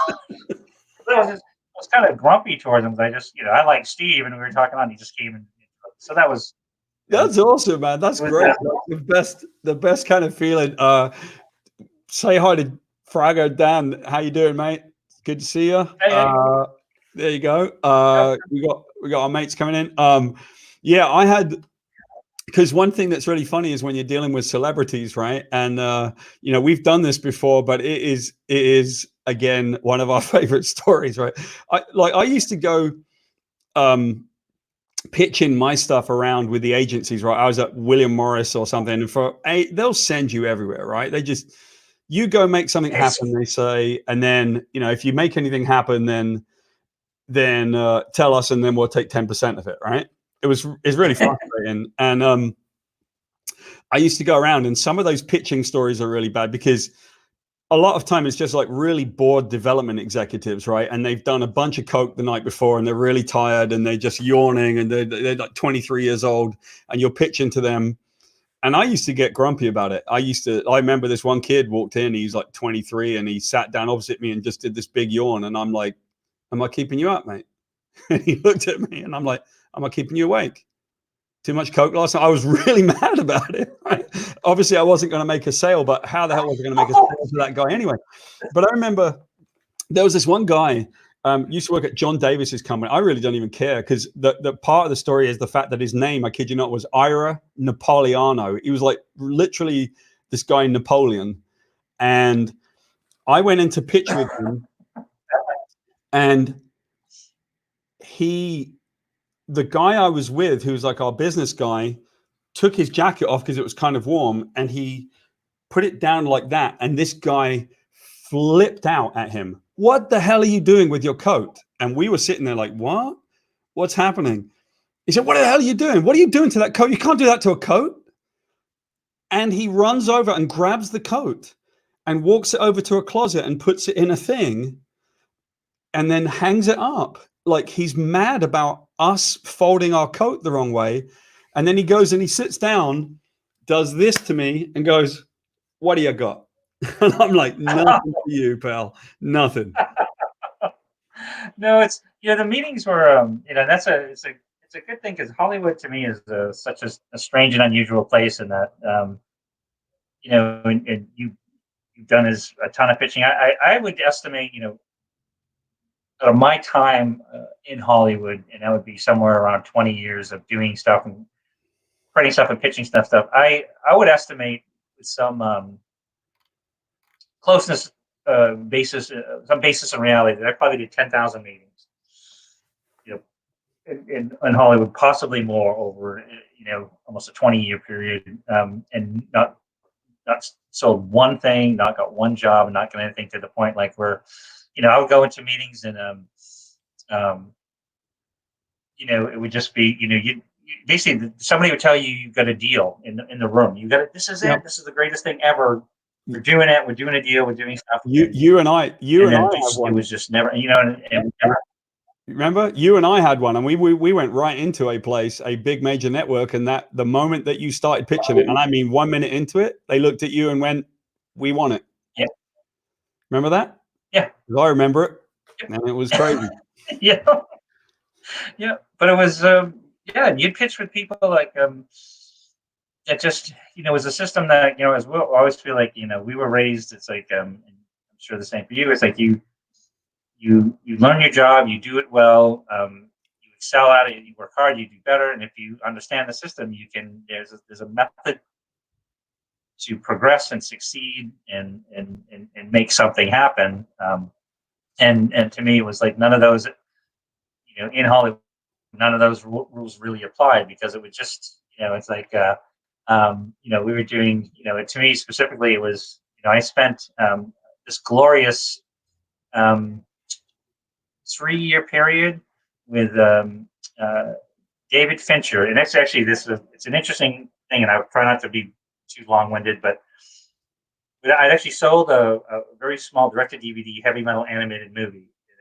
my friend of mine, Robert Mandel, and we were literally moving towards contract with Columbia TriStar, and Tim Miller, who owns Blur Animation, who directed Deadpool, the most recent Terminator, reached out to me because we had gotten to be friends. Through He's Blur. a huge comic fan. Yeah, and he said, "Yeah, Blur Animation is just outrageously fantastic." And he goes, "What's going on with heavy metal?" And I said, "We're just, we're wrapping up. We're going to get into production and get this little direct-to-DVD thing we're doing." And he said, "Kill the deal." And I'm like, dude, it's taking me it's taking me 10 years to get a deal. No, of course I'm not gonna kill it. And he said, "No, David Fincher wants to do a heavy metal movie, and he wants to do big budget, like $50 million." And so, long story short, we negotiated, and with great sadness, I killed this hard-earned deal, and then proceeded to work with two exceptional guys, both David Fincher and Tim put heart and soul. They got Paramount on board. They invested a bunch of money in development. They brought in, at the time we went out to pitch this project, and people actually think I'm lying. We literally had Guillermo del Toro, Zack Snyder, Jonan Vasquez, David Fincher, Tim Miller, and James Cameron, and there was another one, Mark Osborne, who directed Kung Fu Panda. All had agreed to do shorts for this. It was like, this was the lineup that we're pitching. How could you say no to this deal? It was fantastic. And David had a great vision for it, and we did, I'd say probably 80 pitches later. Just, 2 years. It was like they took a 1-year option. After 3 years of pitching it, we still could not find an opportunity to do that with that kind of lineup, with that kind of cast. They were doing stuff like, to me, it went down to the root of this unfortunate sort of semi-awkward failing upward system that Hollywood has, and fear of losing their job. And I understand that, because, again, if you're working in a system that has no rules, I'd be very scared as well. And so they would run models on, they'd come back to David and they go, "We can't do your film because nobody in the world understands an anthology." It's like we were running models against the Twilight Zone, the movie, which was what, in the late 80s?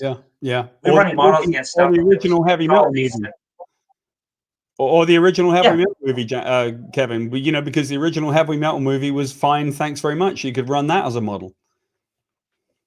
Yep. No, but that was 1981, and that was like one of those they had no tracking, because back in those days they also try to hide all the numbers, and so it didn't do much at box office. And you talk those kind of numbers, and it's so it was just one of those things. So the deal sort of went away and came back later as Love, Death, and Robots, which they ran on Netflix now. But it's deserved their homage to heavy metal. But I think that was for me. That deal was the end of kind of dream of really trying to accomplish something in the Hollywood system. If you can go in with that kind of lineup and that kind of talent and that kind of abilities, just the trailer alone and what Blur put together was, and we're talking, this was 2008, 2007, 2008. It was Pixar quality, sort of just mind-blowingly cutting-edge science fiction.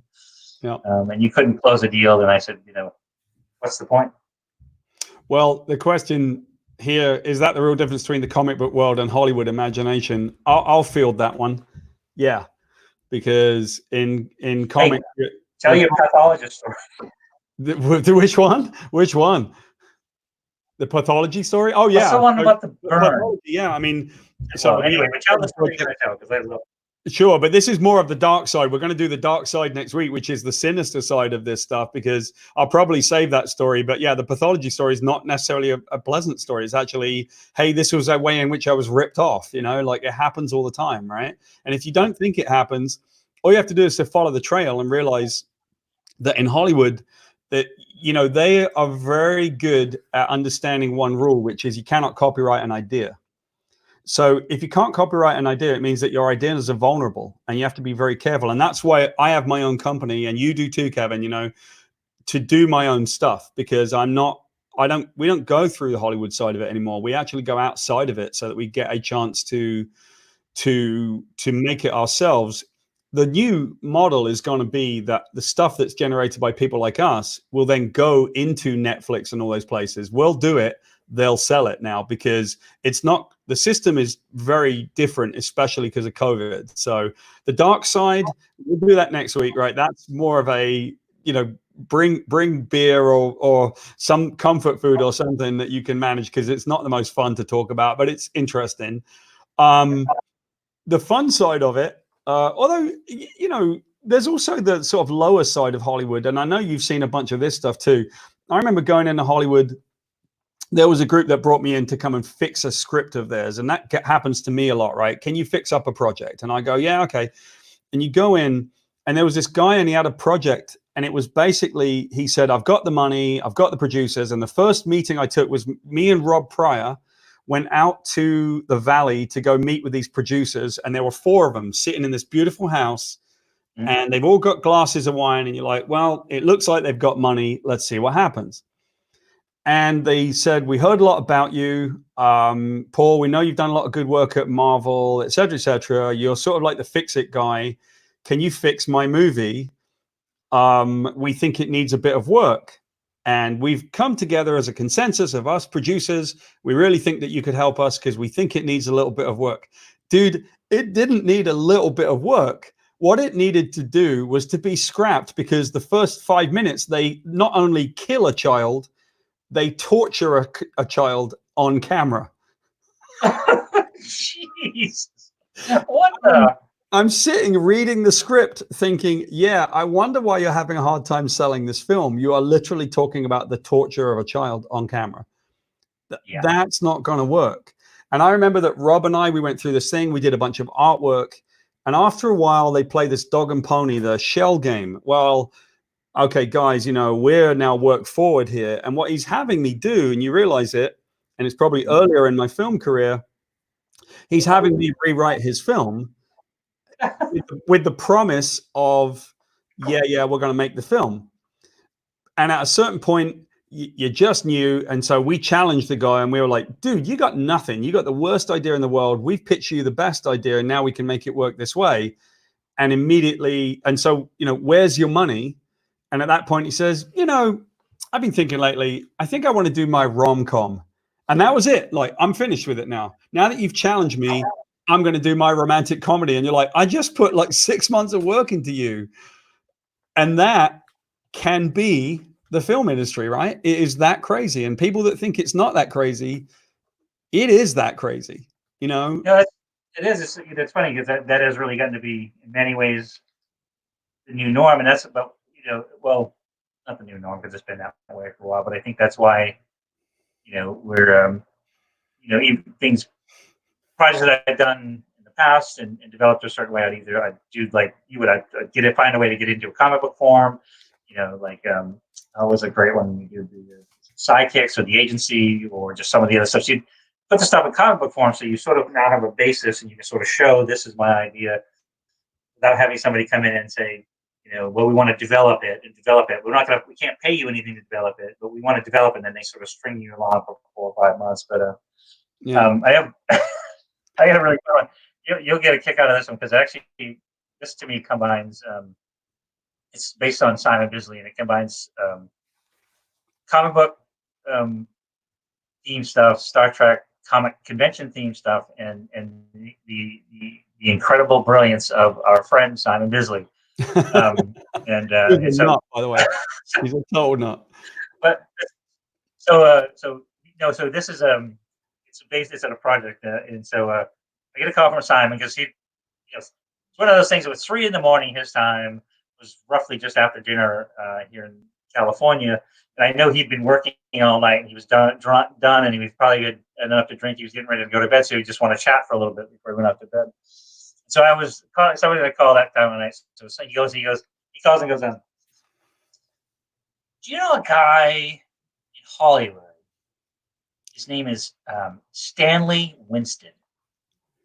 And I went, yeah, like Stan Winston, like the special effects, like the Stan Winston. He goes, yeah, he does effects for movies. And I went, oh, yeah, he's a legend. Oh my God, are you kidding me? He's worked for Spielberg. He's done some of the most fantastic stuff ever.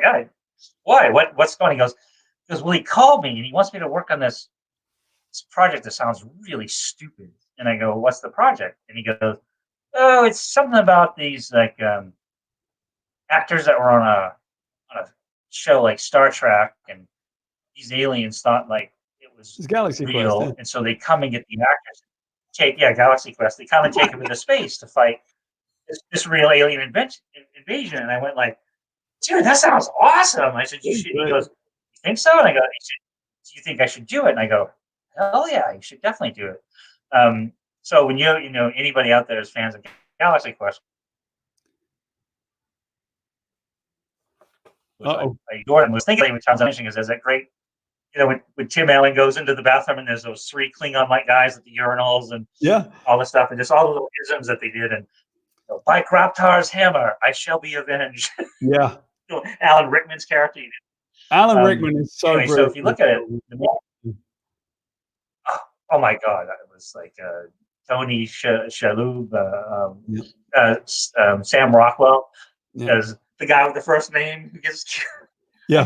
I was the guy who got killed in the first 5 minutes of episode number 103 or whatever. Sigourney Weaver. I watched that movie a million times, and so Simon took the job. And if you look at it, you look at the main bad guy with all the teeth and the things. I mean, it's totally Simon's. He designed, the conceptual art for the rock guys and little blue guys and all this stuff. So just to round this story, because it's really funny. So he got to be really friendly with Stan, and he did all these drawings from his home in London, and from outside of London. And so Stan always said, hey, if you guys, Simon, if you ever get over the States, come by the studio. And so Simon came to work with me on a project, and he said, Stan said we come up to the studio, and I'm like, yes, let's go. And so he sets it up, and so we go up to this studio in this absolutely gorgeous and exquisite studio out in the valley. And so this receptionist, this assistant, brings us into the conference room, and then the conference room is massive, and there's like, there's all these, Jurassic Park creatures and just this stuff. And so we're sitting around. This is so brilliant, Simon. So we're sitting around the conference table, and suddenly the TV at the far end, the big screen TV, sort of lights up, and it's like, and it goes, the man, the myth, the legend. It starts doing this, like, about a 2-minute trailer on Stan Winston, and so Stan would time it because it was right next to the TV. There was kind of this curtain, so he would time it. So right when it was like, bah, bah, bah, and then Stan would come out from behind the curtain. Because it's trying to impress traditional Hollywood people that aren't that creative, and so Stan pops out from behind the curtain, like, here I am, and Simon let out the biggest, longest laugh. He was like, that was ludicrous. And Stan, it basically cut right to the quick, and he goes, yeah, that's pretty stupid, isn't it? It was great. Immediately, it's like, I might as well have not been in the room, because him and Bisley were fast friends. Well, they'd already been talking and stuff, but Simon, just the way that Stan had to portray it to come in, and I just loved it. That's great. Simon, for anyone who knows anything about him, he has no filter. The first time that Simon met my beautiful wife, and I introduced him, Melinda and I were getting married, and he just basically went, well, you're beautiful, aren't you? And he just started hitting on her, and I was like, dude, give me 2 seconds, dude. And he just was like, he did his thing, and then he went, and then he moved on, which is very Simon, right? Because he didn't mean anything by it. He was just like, I like the way you look, so I'm going to tell you that, because he's got no filter, right? Well, here we'll sort of wind this down over the next 15 minutes, but we may as well get to the other time that you may as well not have been in the room, because we're about to talk about, we've done it once before, but we'll tell the story again, because this is the Hollywood story. The time that for anyone that's never caught up with us, the time that we met Terry Jones, because that is a funny story. I love it. So I'll start us off. I had flown into Los Angeles, and I was really tired. I come all the way from Britain, actually, at the time. And you were there already, and it was right when the Northridge earthquakes were happening, so the place was going nuts. And you wanted me to come reveling with you the night before, and and so you went off somewhere, and I go, no, I can't, right? And you're like, what are you talking about, man? Like, come out with me. And I'm like, man, I'm really tired. But I went down the bar and I ended up talking to Bill Maher and Ian Astbury from the Cult, who was wearing black contact lenses. And I'm standing there like really jet lagged, having a beer, going, what am I doing? And the ground is wobbling. And this is the new norm for me, right? Because like you said, it's not like there wasn't, you know, I mean, it was a beautiful hotel, right? And so we had this amazing suites in the Sunset Marquis, and which is very kind of you, right? And they were convinced that I was the drummer from Metallica. Right? They were absolutely convinced, and I kept saying, I'm not the drummer from Metallica. And they kept sliding me this guy's telegrams, because in those days it was still telegrams, and I kept returning them to the front desk and going, I'm not the drummer from Metallica. And they kept going, absolutely, your secret's safe with us. And I'm like, no, you're not the guy from Metallica. Because everybody would be say again? No, because everybody was signed under a false name. So that's right. That's right. And they thought I looked like someone, so they were convinced that I was trying to be incognito. And so I'm weirded out because I haven't done much Hollywood at this point. It's probably early for me, like going to LA, and it was when you were brought into Limelight. So we were doing all these pitches, right? And so the ground is shaking because of the earthquakes, and it shook for maybe 2 or 3 days. I don't know. I'm so jet lagged. I don't know what to think. And I ended up waking up in the morning really early because in Britain at this point it's, you know, midday, but now in LA it's like sort of 6 in the morning, or even, you know, even later, right? So I go down to breakfast and I sit down at a table and I look up and I realize, oh my God, that's Roger Moore. And I'm literally sitting across from Roger Moore. And Bruce Springsteen is over there like 3 feet. And I'm like, where am I? What is happening? I am nobody. And I was a bit nervous, but sort of like, whatever. And at this point, and I'll let you take on the next bit, right? Because it's a funny story. At this point, in comes Kevin, who goes, you never guess who I meet last night, right? So you're next. Here we go. Well, you know, what's funny is I found out with that hotel, which was through Steve Barron, who was, you know, because he was doing a lot of, he was the music video king. It was a sort of like hotel that nobody knew about. If you drove down the street, there were no signs. Yeah, you couldn't see it. Yeah. Secret place. So a lot of, you know, Michael, like you said, you'd go through the lobby and be like, you know, there's Michael Hutchins from NXS, this person, and that person. And it was just this great little thing. So, yeah. So, you know, that night I got back, they have this really quaint, really nice little bar. And so I went down for a nightcap with one of my friends I was visiting with. And so he and I were having a drink, and I sort of looked across and I saw Terry Jones from Monty Python. And that was, you know, I grew up in New England, and when I was a kid, that show was it. There was nothing greater in the world. I think I speak for all of us fans. Yep. There was nothing greater than Monty Python's Flying Circus. And so it is, and I never do this because anytime, like, you know, I've ever tried to introduce myself to somebody I was a fan of, never worked out. So it was just sort of one of those things. Like, I'd rather it either happen organically or just avoid it. But I couldn't resist, and so I just told the bartender, and I said, can I pay for his drink, pay for his table, whatever they're drinking, and that's it. And he said, well, they just finished up and they only had it in.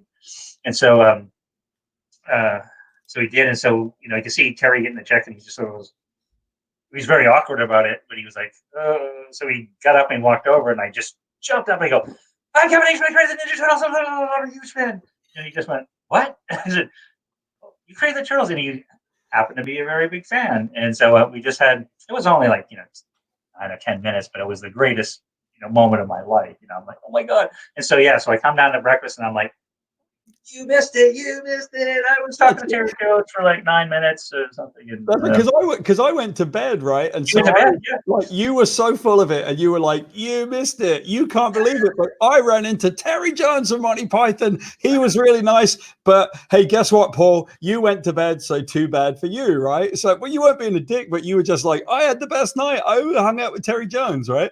So carry on. Yeah. So sure enough, then I break into a sweat immediately, because there he comes through the hallway into the breakfast room. He sort of comes walking, you know, close to the table, and he's like, you know, like, good morning, Kevin. And I'm going like, oh, and you go, and then you took over, you go like, moved in next door to my mom. I thought it was your nan, but it was your No, right. it was my mum. So yeah, so you introduced me to Terry Jones. You said, "Hey Terry, just like to introduce you to my friend Paul." And I said, "Hi Terry, you live next door to my mum." That's right. And I disappeared. And it was like you guys were like, oh, but no. And it turns out that a week before, just completely by accident, my mum had called me, completely coincidental, and she said, "Well, you never guess who moved around the corner from me, Terry Jones from Monty Python." And she had been hanging out in the pub and downtown in Llanidlos. This is in mid-central Wales. This is nowhere. And Terry Jones had come in, and now she'd met him at the laundry. So she said his wife's really nice. And they'd gone down to the local laundry and they'd been hanging out, and she saw him in the pub.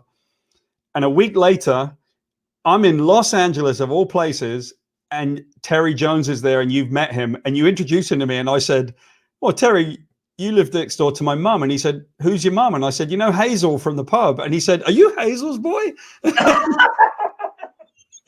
Oh, that's lovely. That was crazy, man. That is that moment where you just go like, what am I doing? Because I'd already had a morning where I'd been sitting with like Roger Moore and Bruce Springsteen. Not really, because I was just near them. And they thought I was a drummer from Metallica. So at this point, I didn't even know what was happening in my world. That was the best.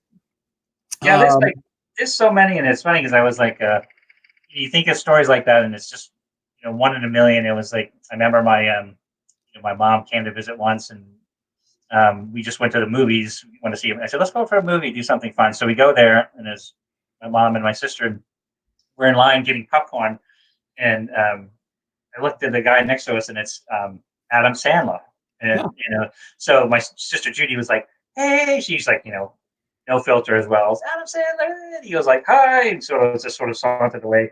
And then my mom came out to visit like 6 or 7 months later. And this never happens, really, not that much. And so we went to the movies again, and there just happened to be a night where Russell Crowe was doing some special presentation at the theater for something, and he was there. So she's like, "What are you, just celebrities everywhere, all day, every day?" But no, one last funny one. It was I don't know if you know an actor name. You remember Judd Nelson? He did, like the Breakfast Club, and he was also from Maine, and I had met him before in Maine because we dated sisters differently, and so I met him. But I was just went into a liquor store, and he was buying smokes, and I was in there to buy smokes, and I'm like, "You're Judd," you probably don't remember, but we ran into each other at the Old Port Tavern once, and he goes, "What, in the Old Port? Who are you?" And I told him, and Turtles, and so we got to be friends, and it was good to see him once in a while. So, but it's just, it's such a bizarre planet. Otherwise, the whole planet Hollywood. I say that the biggest, as they say, it's the biggest small town in the world. Because I run into this all the time. I will meet people who are in our business, and we'll always know the same people. Always, like, "Oh, do you know this person? Do you know that person?" And we've known them. In Hollywood, I've driven a stunt car. I've driven stunts twice because we ran out of insurance filming. When I did that with Rob Pryor, we ran out of money for insurance, and so I drove a couple of stunts one time, and I had this big Buick, and I did the first pass, and I thought that wasn't so bad. I'm a good driver, but this thing was a boat. Right. And they said, "Yeah, well done." All the crew was sitting at the side. They went, "Yeah, good job." Very polite, like a golf clap. And I said, "No, I think I can do better." So I reversed this big Buick all the way back up the hill, and I went for it, and I came down the hill, and I skidded, and I smashed into this thing I was supposed to, and it all went flying. It must have looked great. And I went up over the rise, and the side of the car that I was on went up sideways, and it stopped, and then it went wham like that. And my back, I was like, "Oh my God, that hurt so badly." And there was silence for a second. And then all of a sudden the crew were like, "Yeah, that was amazing." And the fucking DP hadn't set his camera. He missed all of it. He missed the entire thing. Oh, that's pretty funny. It's pretty funny. But being a stunt driver, I've done, the things that this business will get you to do. It's funny because we touched on it a little bit when we were talking about the first Turtle movie, because it was, just referring to directing. There's something I wanted to do a time or two was direct, but it was just one of those. I think I'm just better off with my comic pages. Because the first time I went on set was Steve Barron on the first Turtle movie, and all I could think of was watching what, whatever the scope, whether it's a commercial or a music video or a large movie, especially, I felt it's amazing that any movie comes out good ever, because it's just so many moving parts. It's a crazy thing. It really is. It's like, I think it was in that same video that wasn't the guy that was your sound guy or something that was worked with you through the whole thing, and you get to this big fire scene because he's read your script, and then you get to the big scene where they're lighting something on fire, and he goes, "Oh, I can't do the sound in this because I don't work with fire." Yeah, we've had that guy, Eric. Yeah, that guy was terrible. We also had a problem because we had two Buicks, right? So we had the one that I drove and one that was a scrapper. And what was supposed to happen is you drive it and it looks like it's going over a cliff, and then you drop it from a crane. So we had a crane with a car attached to it. Whoa. And we're over in the corner and I'm busy working on something, and I hear this big loud crash, and I'm like, wow, someone dropped something. And the crew, who were all Spanish speaking guys, and they didn't really get what they'd been asked to, they came over and proudly informed me that they dropped the car for me. And I was like, no, you're supposed to be pointing the camera at it when you drop the car. Like, it's our one chance. They had dropped the car. And then they came over to proudly tell us, well, we did what you asked us to do. And we're like, that's not what we asked you to do. So they literally dropped the car, and we couldn't get the shot. We couldn't get the shot of the car crashing. Hollywood, man, it is. It's funny that actually, I always tell people, if you're, and there's a lot of great books on directing, but one of my favorites that I read early on, which I thought was fantastic, was Robert Rodriguez's Rebel Without a Crew. Yeah. And it's how he shot with Carlos Gallardo, how they shot El Mariachi on just, I think he raised the money by doing one of those medical experiments for 30 days where they give you a placebo or not a placebo and see your reaction. So I think he raised $3,000. But he wrote this book on how they did it, and it's just a fantastic sort of everything that could go wrong did go wrong, but they still, you got to push with your vision. And one of the strange things about working in film, man, and I love directing. That's really literally that's my life, right? Like being a director, that's really what I did so many comics and I did so much other stuff. I love voice directing. And I love directing, right? But it can be a challenge, man. When it goes wrong, you better be careful and think of something on your feet, because if you can't think on your feet, you are going to, it can kill you at times when you see people doing dumb things on set and you're like, no, you're killing me right now. Like, please help me. What are you doing? So dropping a car is pretty extreme. But that being said, it's all part of the crazy, right? Like the crazy is what makes us like we are, I suppose. We're lucky. We're lucky because it is crazy and we're in a crazy business. It does keep you, keeps you kind of grounded. It's like it's like everybody says, let's say something like, oh, you should meet my family. My family is crazy. It's like all our families are crazy. Tell anybody you have a normal family, you're lying. And it's like those experiences and going out into the world where you experience, crazy things like just just one music video, like that thing, how much stuff you learned and you saw, and it was like, but that kind of crazy. That's how you learn and you proceed, and it's tough, and I still think so I was going to say, I'm currently directing this Star Trek project, right, which is really cool because at a certain point, you walk on a set and you're on a bridge of a starship, man, and these now it's all in camera, right? So all of the screens are all in the camera. You're on the bridge of a starship. It's not just a set. This thing looks amazing, and you're sitting there going like, how did I end up doing this, right? It's so cool. So it's got the cool factor, but then it's got the dumb factor. You sort of sit there and you go, well, would you mind getting those cables out the way? Or, hey, you're dropping the microphone right and the boom mic's in my shot. Like, is this your first movie? Like it could be crazy, man, but it's fun. I love it. Well, good luck with that. That's exciting. I can't wait to hear more about that one. Yeah, man. And we made a comedy out of it as well. We took another day to do a comedy called Warped, and it's just basically this one thing that we did with the dumbest crew in Starfleet. So we're kind of repurposing the set so we can just have some fun with it. You know, it's nuts, man, but it's crazy. Now, talking of nuts, I figured that we would end up, because we're closing in. We normally play a game at the end, and everybody at home is entitled to play along with us. So this is a game that I always set you up with one, and you go like, "What are you doing to me?" Last couple of weeks, we played the game where I hold up a little green thing, and then you try to guess who the character is. I'm going to make it easier on you this week. Maybe. I'm going to make it easier on you because I'm going to show you somebody doing cosplay, and then what you have to do is to tell me who are they cosplaying. Awesome. I was going to say you maybe do it blindfolded or something. No, that's yeah. That's awesome. And I know that I think Stogie's running meta tonight and says, show them a picture of you looking goofy on set. Well, I will, because one of them is almost like me cosplaying. Anyway, here we go. So as you can see, it's very clear that the She-Hulk is on the right there. Who have we got on the left there, Kev? It's Thanos, bro. Anybody, you can see that a mile away. It is Thanos. It is a particularly, or I love this guy. And this is the kind of thing that I'm saying. I just love this guy because he is Thanos, man. There you go. Yeah. Got the look and everything. Look at that. Oh, I do appreciate it. Right. Who's this? Holy macaroni and cheese. He looks like an Oompa Loompa from hell.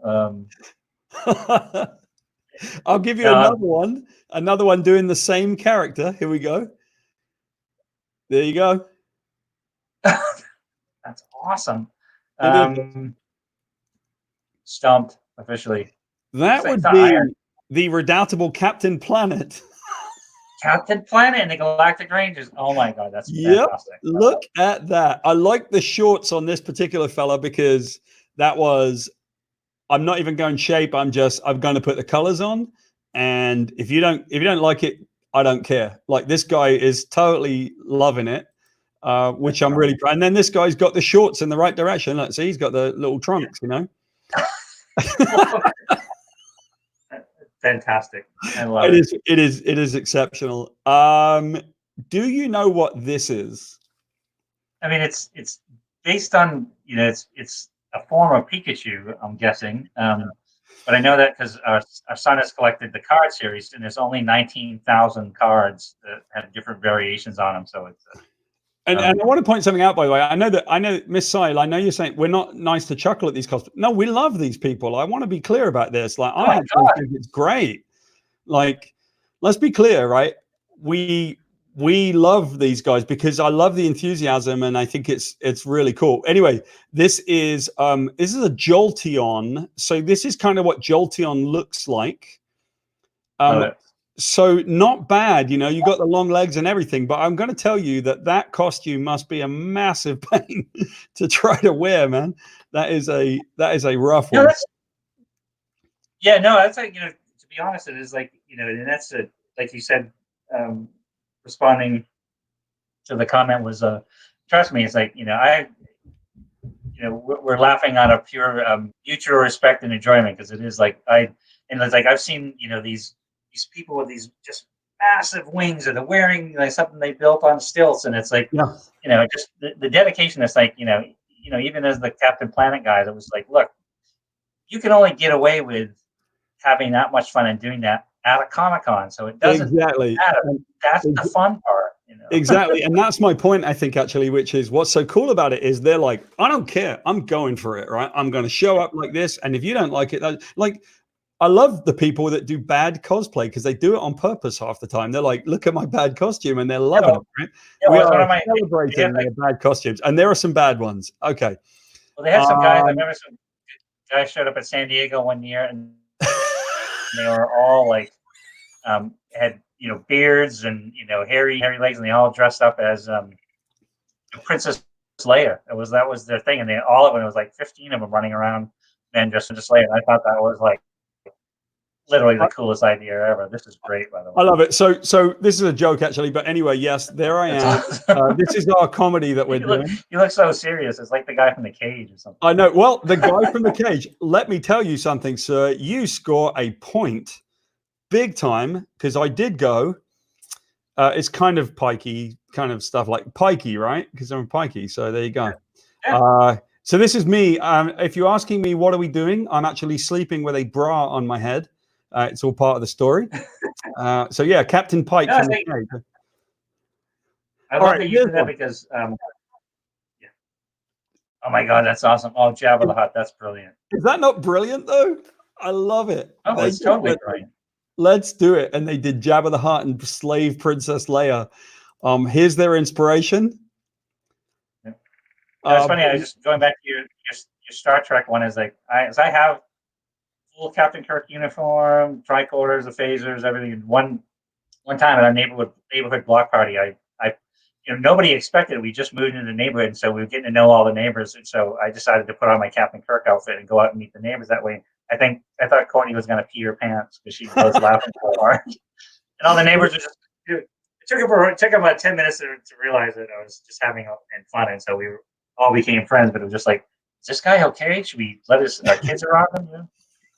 And one of the jokes that we love, by the way, was when William Shatner got a little bit larger, you could always see his girdle. So one of the jokes in the story is that we have his girdle and it gets worse as we keep going. His girdle is visible. Look at the girdle on the like it pokes through. Right, so yeah, I think these guys absolutely nailed it. This is Jabba the Hutt and Princess Leia, which I just think is tremendous because they grabbed the beanbag or something and just went, "Let's do it!" Right? Absolutely brilliant. And then these guys. That's it, man. That's it. That's the shit. It's like I would wear that. Because you just go like, how drunk were they when they decided to come to the show and they just went like, let's do it, you know? It's all going to be too. This is all Dragon Con. I'm guessing. Oh no, I'm just curious. No, I know why this is not Dragon Con because there are like convention numbers around the back here. This is going to be some other convention. Oh yeah. I was just thinking they do like I know Dragon Con would do that big massive parade every year, like they block off multiple city streets and do this stuff. It's brilliant, man. But I love these guys because they just do not care. The guy is laughing his face off as R2D2, and the C3PO is brilliant because I mean they're modeling it on this, the C3PO is just great. He's my favorite.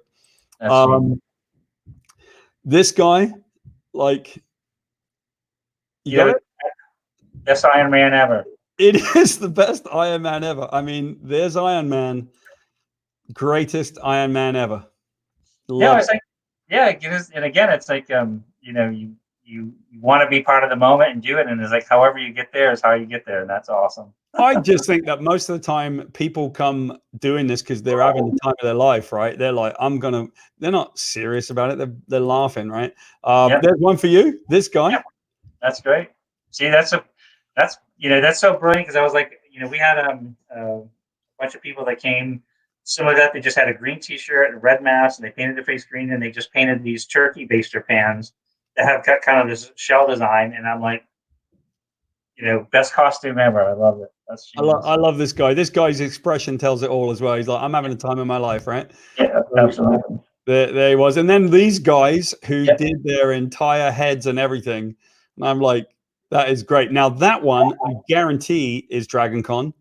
I can't quite see that sign in the background, but I recognize the carpet, dude. That carpet was in the hotel for 2 years, and they took it out because it made people dizzy.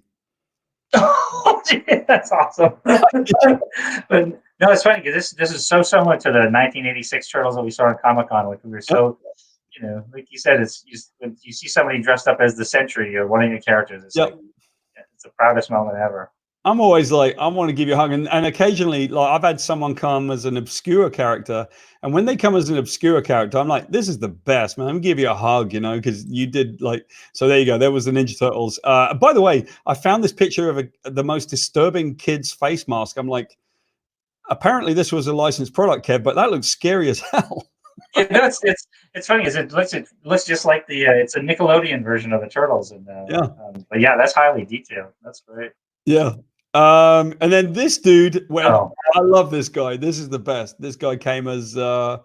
Can you do you know which character that Powder is? Puff Girls? Which one? One of the Powder Puff Girls? It I don't is know one of which the one. Powerpuff Girls. Is actually Bubbles. There she is. Oh no. I love Bubbles. She's everything. Yeah, that's cosplay.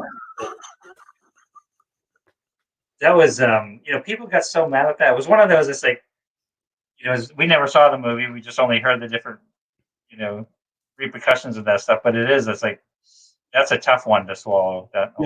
Yeah, you couldn't drag me. I mean, Wild Horses couldn't drag me to go see Cats. I'm sorry, that's just not for me. This is Dragon Con. I just wanted to show you this at the end. This is us just kind of hanging around at Dragon Con. Look at all the crazy people. They're just, look at that costume in the middle, man. It's the best. That's awesome. Yeah, and then this was us outside in the park. There's me. I love this guy's face. That's awesome. We were filming something, and these tourists came up, and they were like, "Can we take pictures with you?" And I was like, "Absolutely." Yeah, like Sid Vicious, or who is it? One of the. Yeah, it's the best, like a punk zombie. So anyway, yeah, we have fun, don't we? Like, we're very lucky. Yes, we do. It's like it's an awesome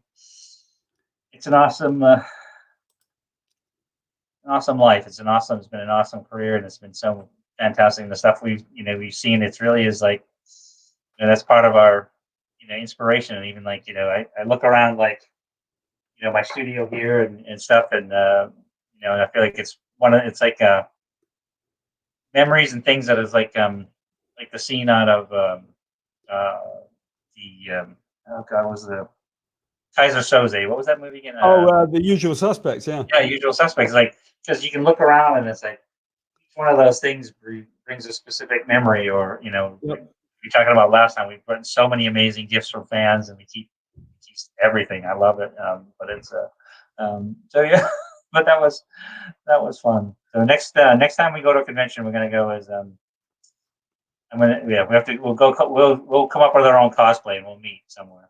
And I'll tell you what, when all of this blows over at some point, and it will, it might take a while, but when it will, Dragon Con is the place to come, and I'd love it if you came here, because it is funny. We did it 30 years ago. You and I, we did Dragon Con, maybe a little more, even maybe 30 years ago. We came to one of the very first ones, and it was fun.